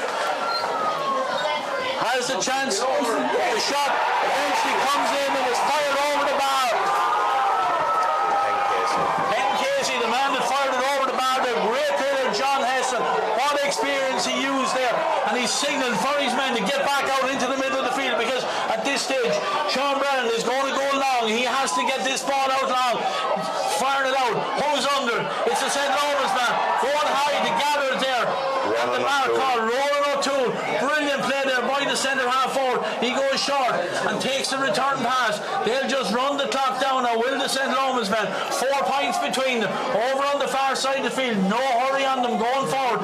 And good overlapping play here, and the chance comes in. Shane Dempsey has it. As far as Lomans are concerned, the ball is at the right end of the field, but Shane Dempsey tried to control that ball, and the ball goes out of the umpire. Well, we don't know what to signal. The referee is making his mind up for him, because his signal has gone out for a 45, and St. Lomans won't mind, because all the play is down with them down at the Garrycastle end of the field. There's 4 points between the sides. It's a 2-score game, and I'm sure who's gone out to take this free, this 45. Sam McCartan, I think, is the man that's in it.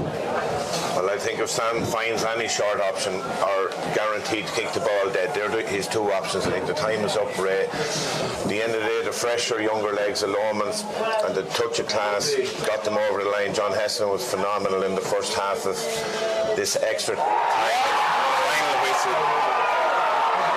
It's all over. It's all over here in TEG Cusick Park, and the champions again for 2021 on retaining their title. The men from St. Lomans by a 4-point margin after extra time. St. Lomans 1 goal and 16 points to Garrycastle's 1 goal and 12 points. A great win for the men from Mullingar. Yeah, and massive credit to Garrycastle. It's no consolation for them that they've been involved in such a titanic battle over the last 2 weekends, but they can hold their heads up high when they go back and look at it, during Christmas or early next year and regroup and go again. But the champions are Lomans. They've been the best team in the county for the last 10 years. They've proven that. John Hessen's class, as I mentioned, but for me, the outstanding player on the pitch over the past 2 weekends has been Ronan O'Toole. He's just a phenomenal footballer with a phenomenal drive. He wants to lead this team, and he has led this team. Shane Dempsey contributed a couple of fabulous scores to the scoreboard. Players like John Gaffey have been outstanding over the last 2 weekends. The Flanagan Cup, we draped in blue and white again for another 12 months. Yeah, and they're worthy champions, and fair play to St. Lomans. Yeah, and huge, brilliant record for the manager. Declan Kelly came in at the start of last year, 2 years, 2 championships. Yeah, and in between he brought an awfully under-20 team to an All-Ireland title as well.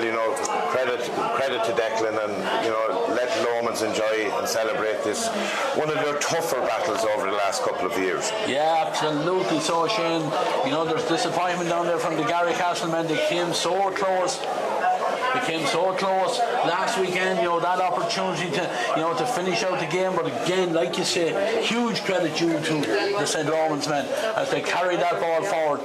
But anyway, we're going to finish up here in the commentary box. We're going to go to a break. After the break, we'll be back with Paul Doolan down on the pitch side. We'll be back for the presentation, and I'm sure I'll be detailed to go ahead and get the man of the match and the winning manager for interview. So from myself and Shane Donoghue here in the commentary box, if it falls asunder here because we're tired as well, but it's victory for Garrycastle. We'll go to a break and we'll talk to you after it. TEG, proud sponsors of TEG Cusick Park, serving aviation, biopharmaceuticals and medical industries across the globe. TEG has been to the fore in the fight against COVID-19 with our customers and partners. A local business employing local people. Visit teg.com/careers to learn more. Wishing all our GAA patrons a safe passage through the championship. Cusick Park pitch is 145 metres long. Imagine 3 of these bridge beams would make up the length of the pitch.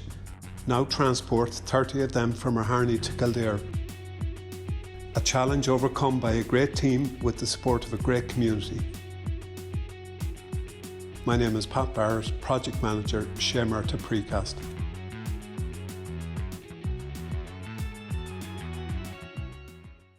There's a light, a certain kind of light that never shone on me. If I ain't got you, ain't got you, baby. You don't know what it's like, baby. You don't know what it's like. All new Renault Capture SUV for all your lives. Oh, good. Good.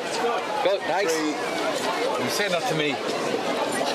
Yeah, well, welcome back here to TEG Cusick Park after what has been an absolutely thrilling afternoon here in the Shane Murtagh Senior Football Final. A win for St. Lomans, back-to-back wins, 116 to 112, and Paul O'Donovan, they were good value for it in the end, let's be honest. Yeah, they got across the line in the end, 4 points. Fair play to Garrycastle, they gave everything in both games, but maybe just the extra legs, the fitness, maybe the extra game on Garrycastle, probably slightly older team, maybe took its toll today. James Dorn went off, very surprising, don't know why, whether he's injured or not, because he came back on and made a couple of other substitutions which was strange, but in the end Lomans genuine deserving winners. The extra time, became John Heslin and Shane Dempsey show, and they proved their worth and their quality and got top class scores, and that was the difference in the end. And I think at the end of the day we're the Westmeath champions in St. Lomans today. Yeah, and Luke, form is temporary but class is permanent, and when you want a man to stand up and take the game by the scruff of the neck, John Heslin just gets in front of you there and he knocks over 3 absolutely whoppers of points when they're badly needed. Yeah, and that was from his full forward position. Like he went in and good balls into him, but there were 3 classic points, and that really in extra time when you get 3 points like that. But like throughout the period of extra time, the great experience of Paddy Dowdall, Kelvin Riley in particular. I thought Foley today, he really came of age. I know he missed that chance, but excellent throughout. Ronan O'Toole and John Heslin are just 2 great assets to have in a club. Yeah. I mean, I was there for 5 years, and 2 better players I never worked with, and they came to the fore as well. You saw Ronan getting back to help Kelvin Riley once, chipping the ball up, coming out.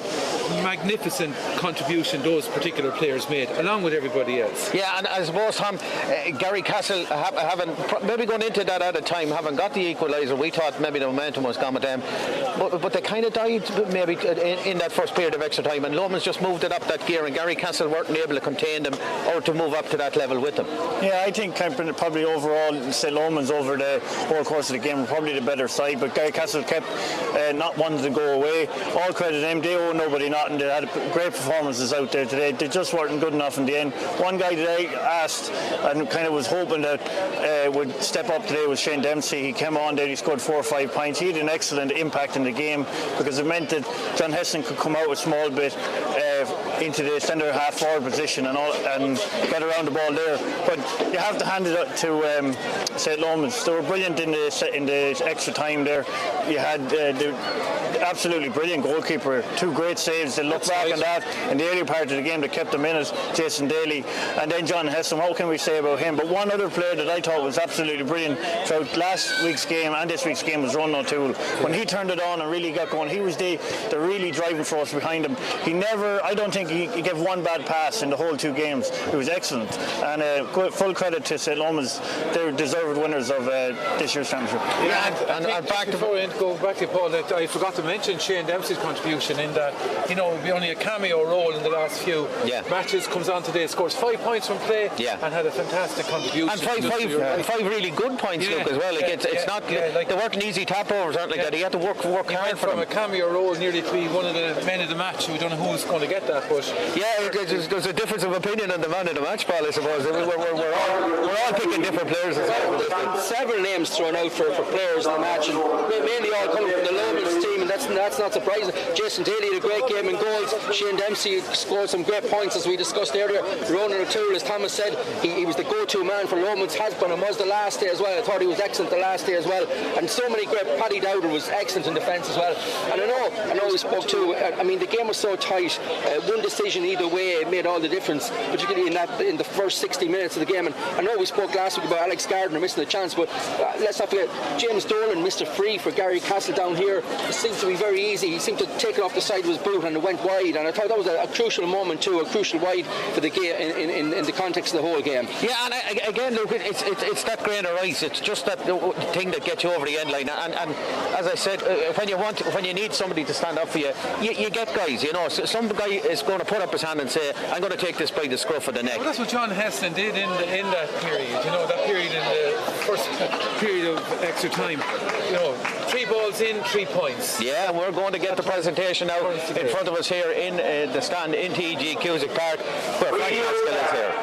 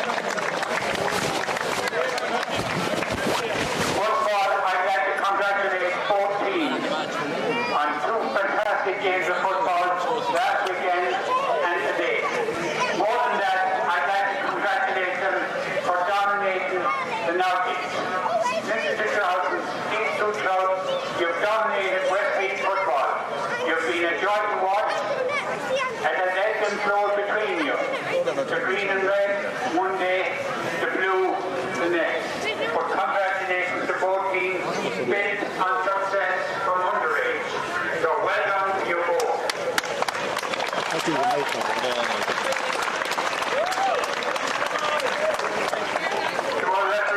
I'm going to mention gaming from last Sunday and Declan from today. Well done. Both of you had great games. Game on that big class who has sponsored the Senior Football Championship for the last number of years. Thank you.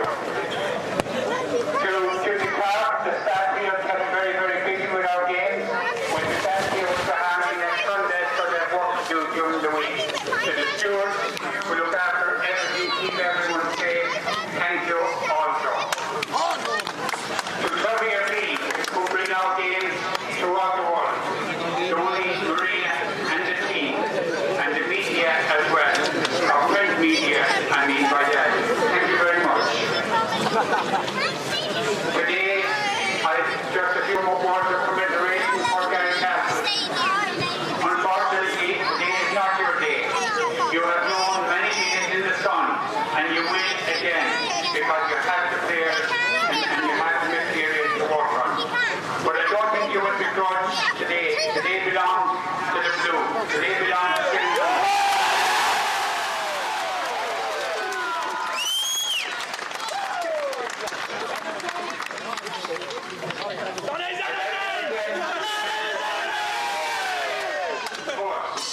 So that one is chosen by our print media up here and is sponsored by Shea Morta as well. So that goes, it was very, very difficult to have 4 or 5 names in the hat, but it goes to Ron O'Toole.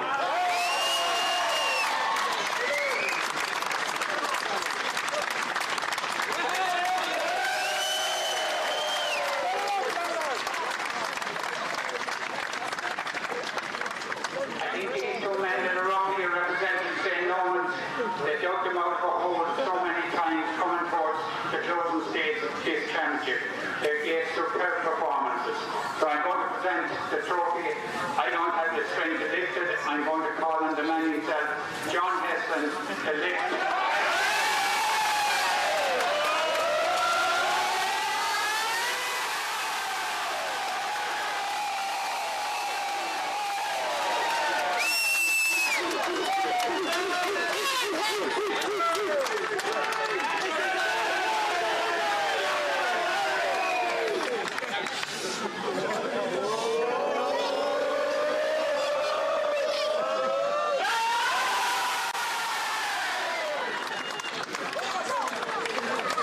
Thank you very much, Ryan. And I think the first thing I need to say is I need to thank each and every one of you wearing a blue jersey out here today. Blue top, blue hat, blue satin outfit.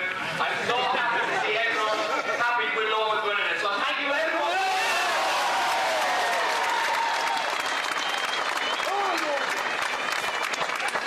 Before I forget, there's a couple of special people I need to mention. It's been a tough couple of years for everyone with the pandemic, restrictions, etc. We've lost a lot of loved ones. Within Lomans, we've lost a number of people who are extremely close to us and brought the club to where it is today. So I'd like to give a special mention to Tommy Ford and Mick Conlon, who were part of the 1963 winning team, and I'd like to give a round of applause.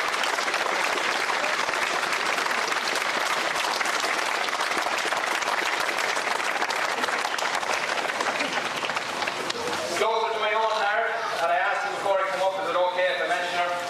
It's Claire Barron. I was hoping that I'd get up here to lift the cup after the first game that Damien was referencing, and I was going to give him a ribbon. Claire is one of the best Lomans supporters we've ever had.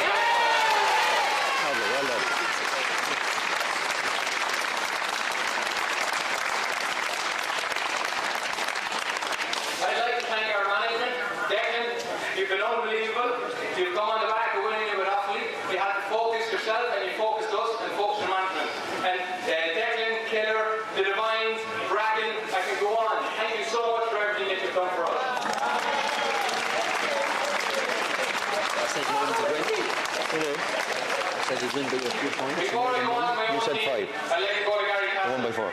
What a competition that we've had. Not only today, not the last game, but over the last number of years.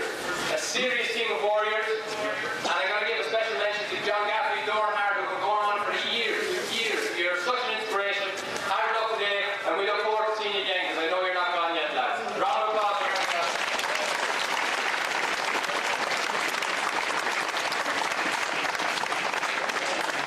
Now, to finish up with my own team, I thank you very much for letting me be your captain to be up here, because any single one of you can be up here today. Right from Jay Daly, right down throughout the panel. Only for you I wouldn't be up here, so thank you very much, and we'll enjoy this one.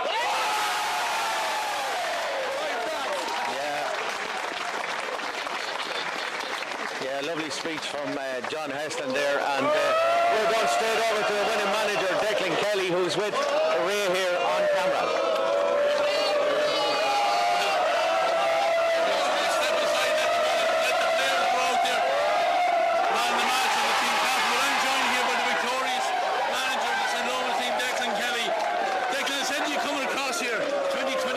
Some year for you personally.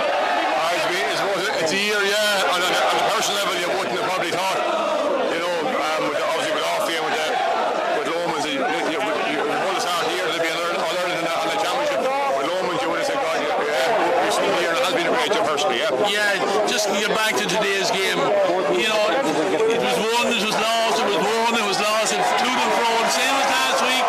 Ended up with 13 points apiece at the end of the game as such, but you dug it out in extra time. Yeah, probably a carbon copy rate of last week again, not between both teams. Yeah, we started, they got the goal early on, we clubbed it back by half time. Probably looked maybe with 10 minutes to go, we were probably going pretty well, and a bit like us last week, they pulled it back in the last 10 minutes of the game and got the draw out of it. In fairness, a fair pressure kick, 45, and the keeper come out and kicked it over the extra time then, and I suppose we got the couple and scored like extra time, fight with extra time.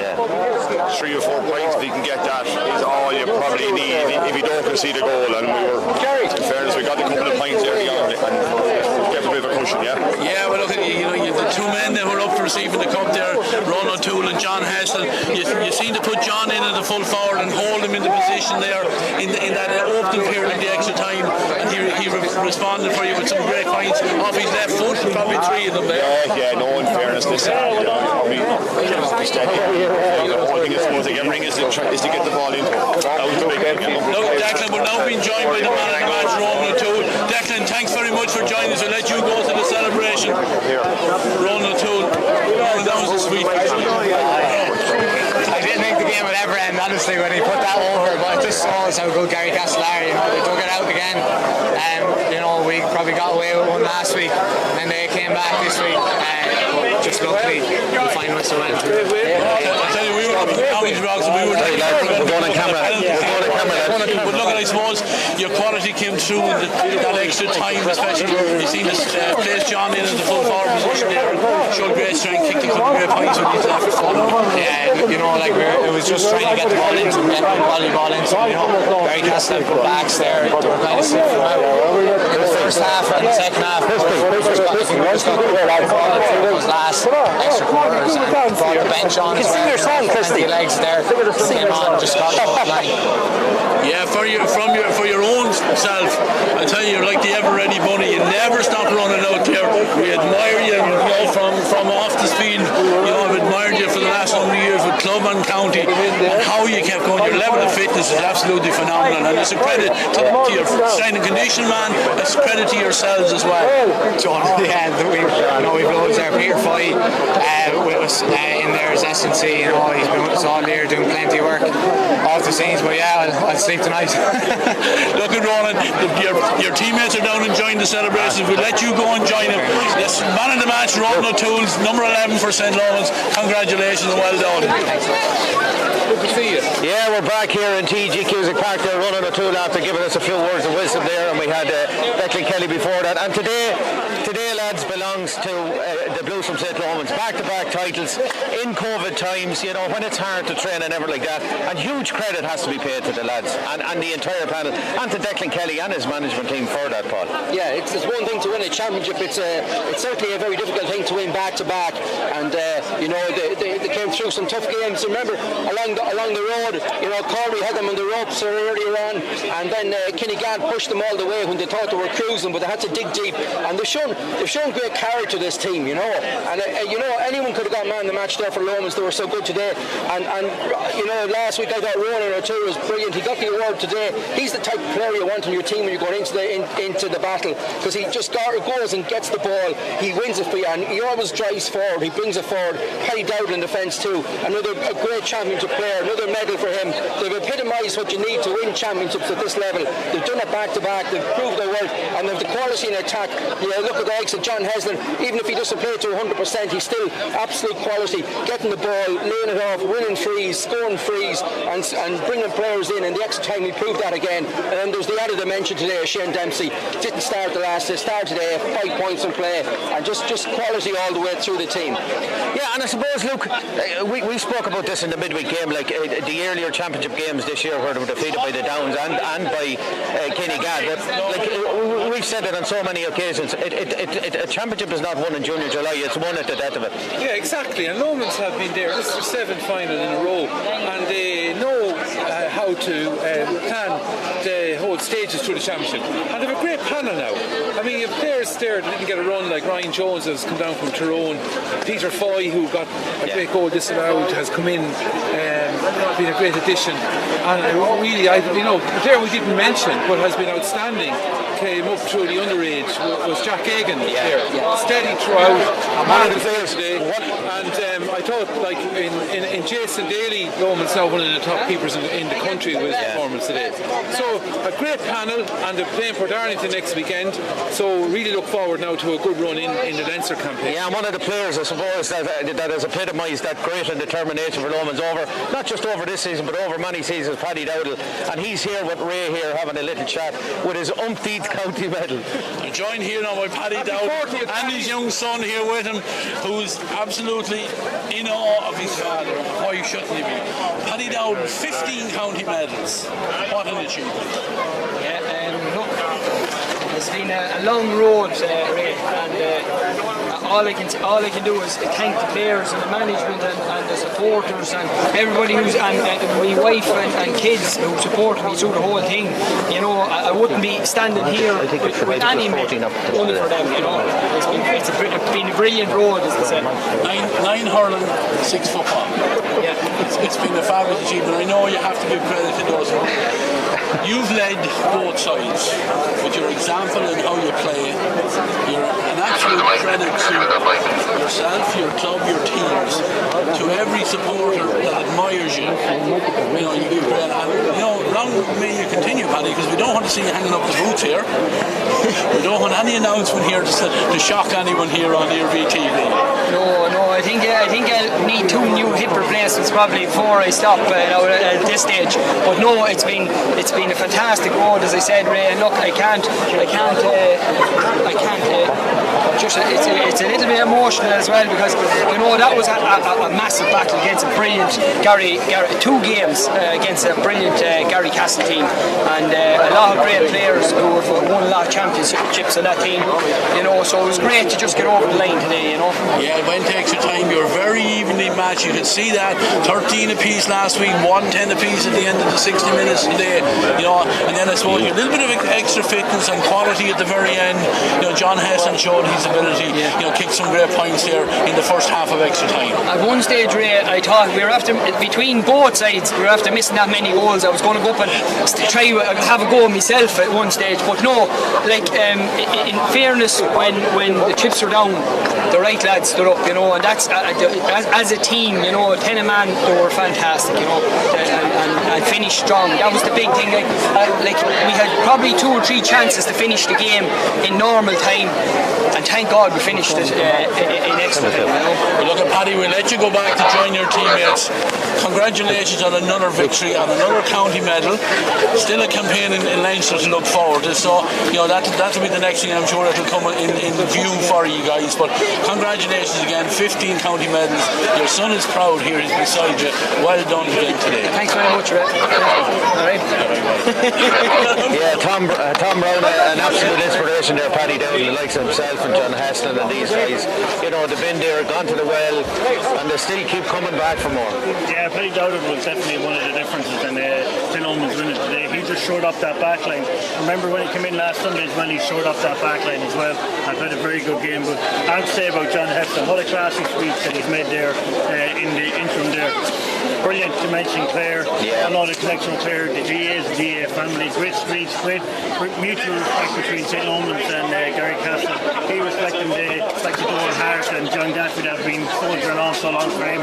But fantastic man, fantastic speech, and a great performance from him as well. Yeah, and as we said, Paul, you and I know Clare from the press box for many, many years, and Damien, of course, a very good friend of ours.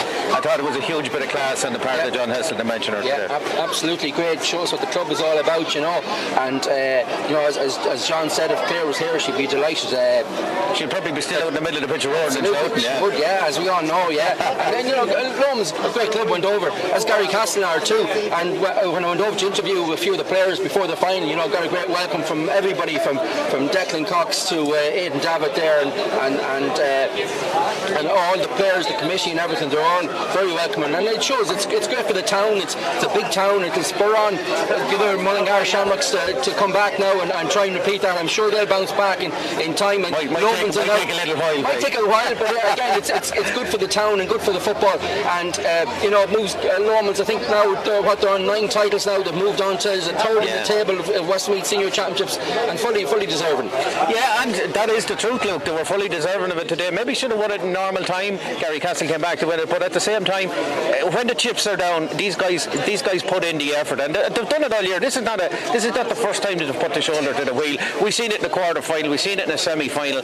When the chips are down, your big players stand up, and somebody puts his hand up and says, "Today's going to be our day." Yeah, they did deserve it in the overall 2.5 hours of football. Yeah, they were that bit better, and by saying they were that bit better, they just had the better individuals on the day that came to the forefront. And in particular, then we can talk, as we have done already, about John Heston and those 3 points. Yeah, and that little cameo, because up to that, other Lomans players were coming to the forefront. Like Fola had a great game in midfield. Sam McCartan has come on in leaps and bounds. Serious player, yeah. And John is now becoming an influencer to them more so than being the main influence. Yeah. And therefore, when he's needed, he really is needed, and that's the hallmark of a great player, which he really and truly is. And many years has he done it now? Absolutely, and Tom agree with me on that. Yeah, he epitomises everything you want from a club footballer, Tom. Isn't that? That's fair to say.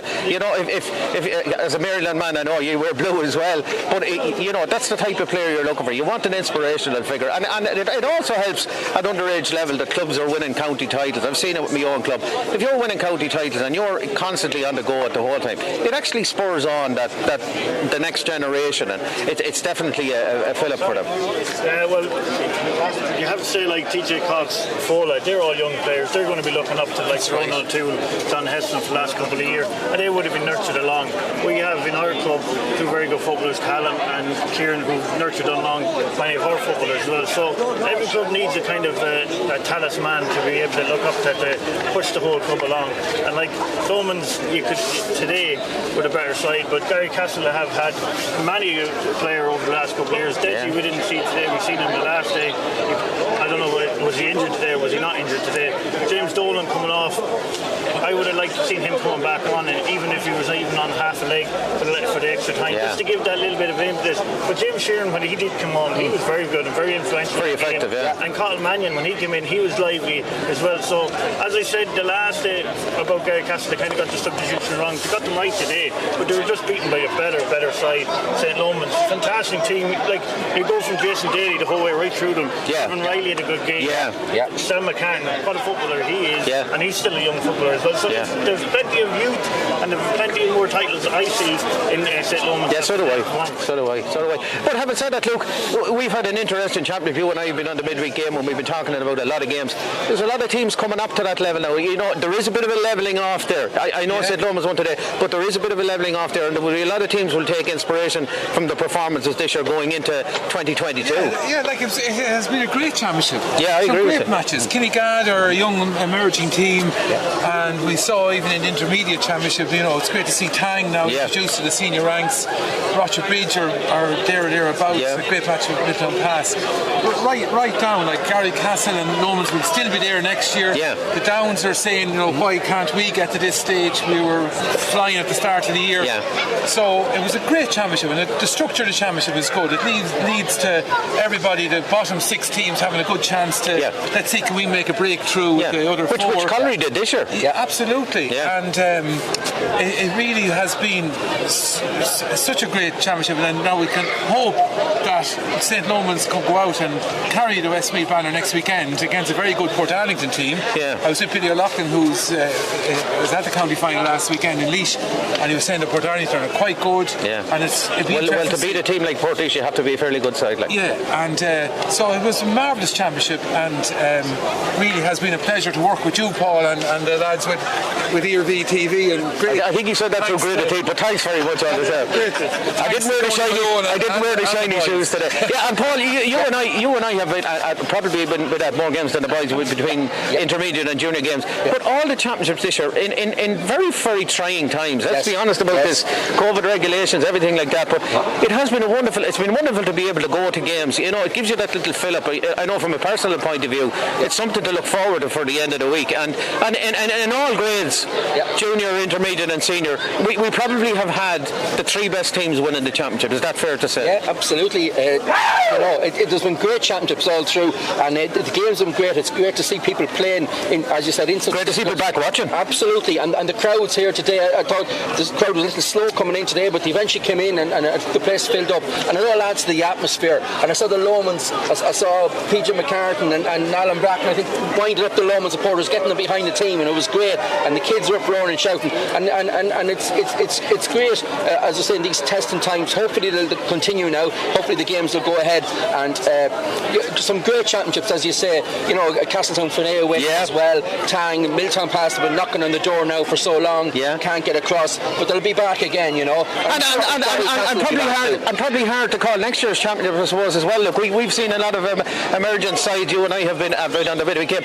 You know, it makes for an interesting championship again. Lomans are going to be there to be shot at, and a better standard beer you probably can't get. Yeah, but I mean, it's the hallmark of every year in the GEA. The championship brings on the excitement. You know, who's going to manage who, and what new managers are there, and what new players have been introduced, and who's going to get Columkill in Meath. Exactly. Watch out for the Meath championship.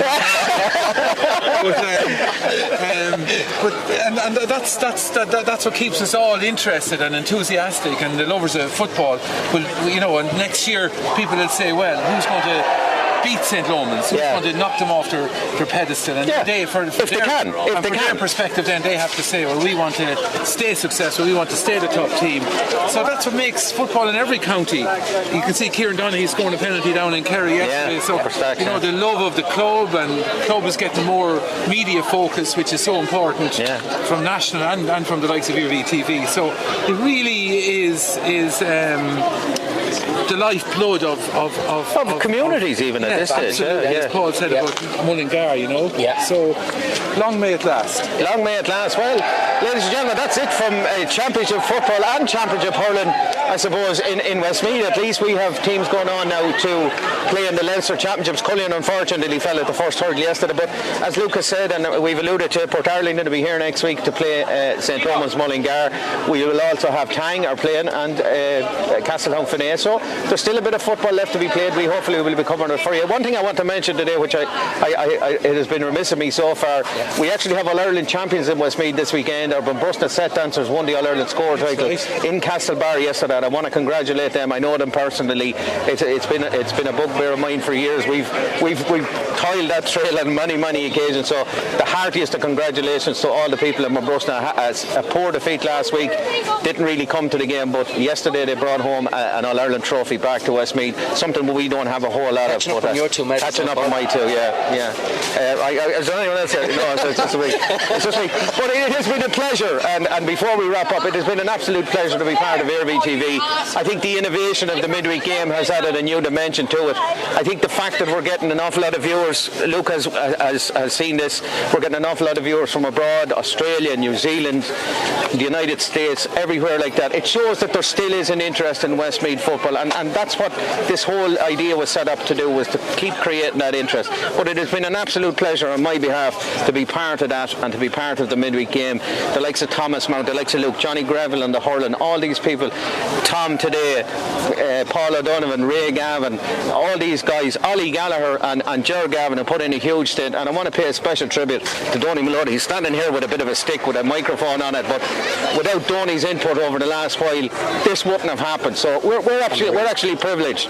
Marie Lina as County PRO, we've been privileged to be able to be attending games and to be able to comment on them. So my thanks to the lads, my thanks to everybody that has been involved, and from us on AirVTV, hopefully we'll see you here again next weekend. But for the moment, it's St. Lomans, senior football champions in Westmeath for 2021 on a scoreline of 116 to 112. Garrycastle, the Nave Lomans.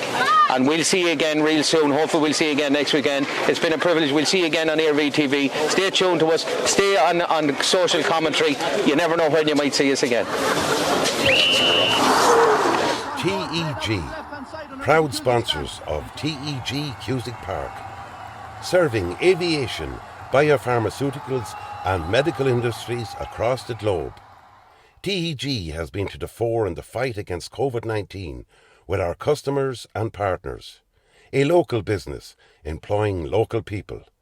Visit teg.com/careers to learn more. Wishing all our GAA patrons a safe passage through the championship. Cusick Park pitch is 145 metres long. Imagine 3 of these bridge beams would make up the length of the pitch. Now transport 30 of them from Harney to Kildare. A challenge overcome by a great team with the support of a great community. My name is Pat Barrett, Project Manager, Shamer to Precast.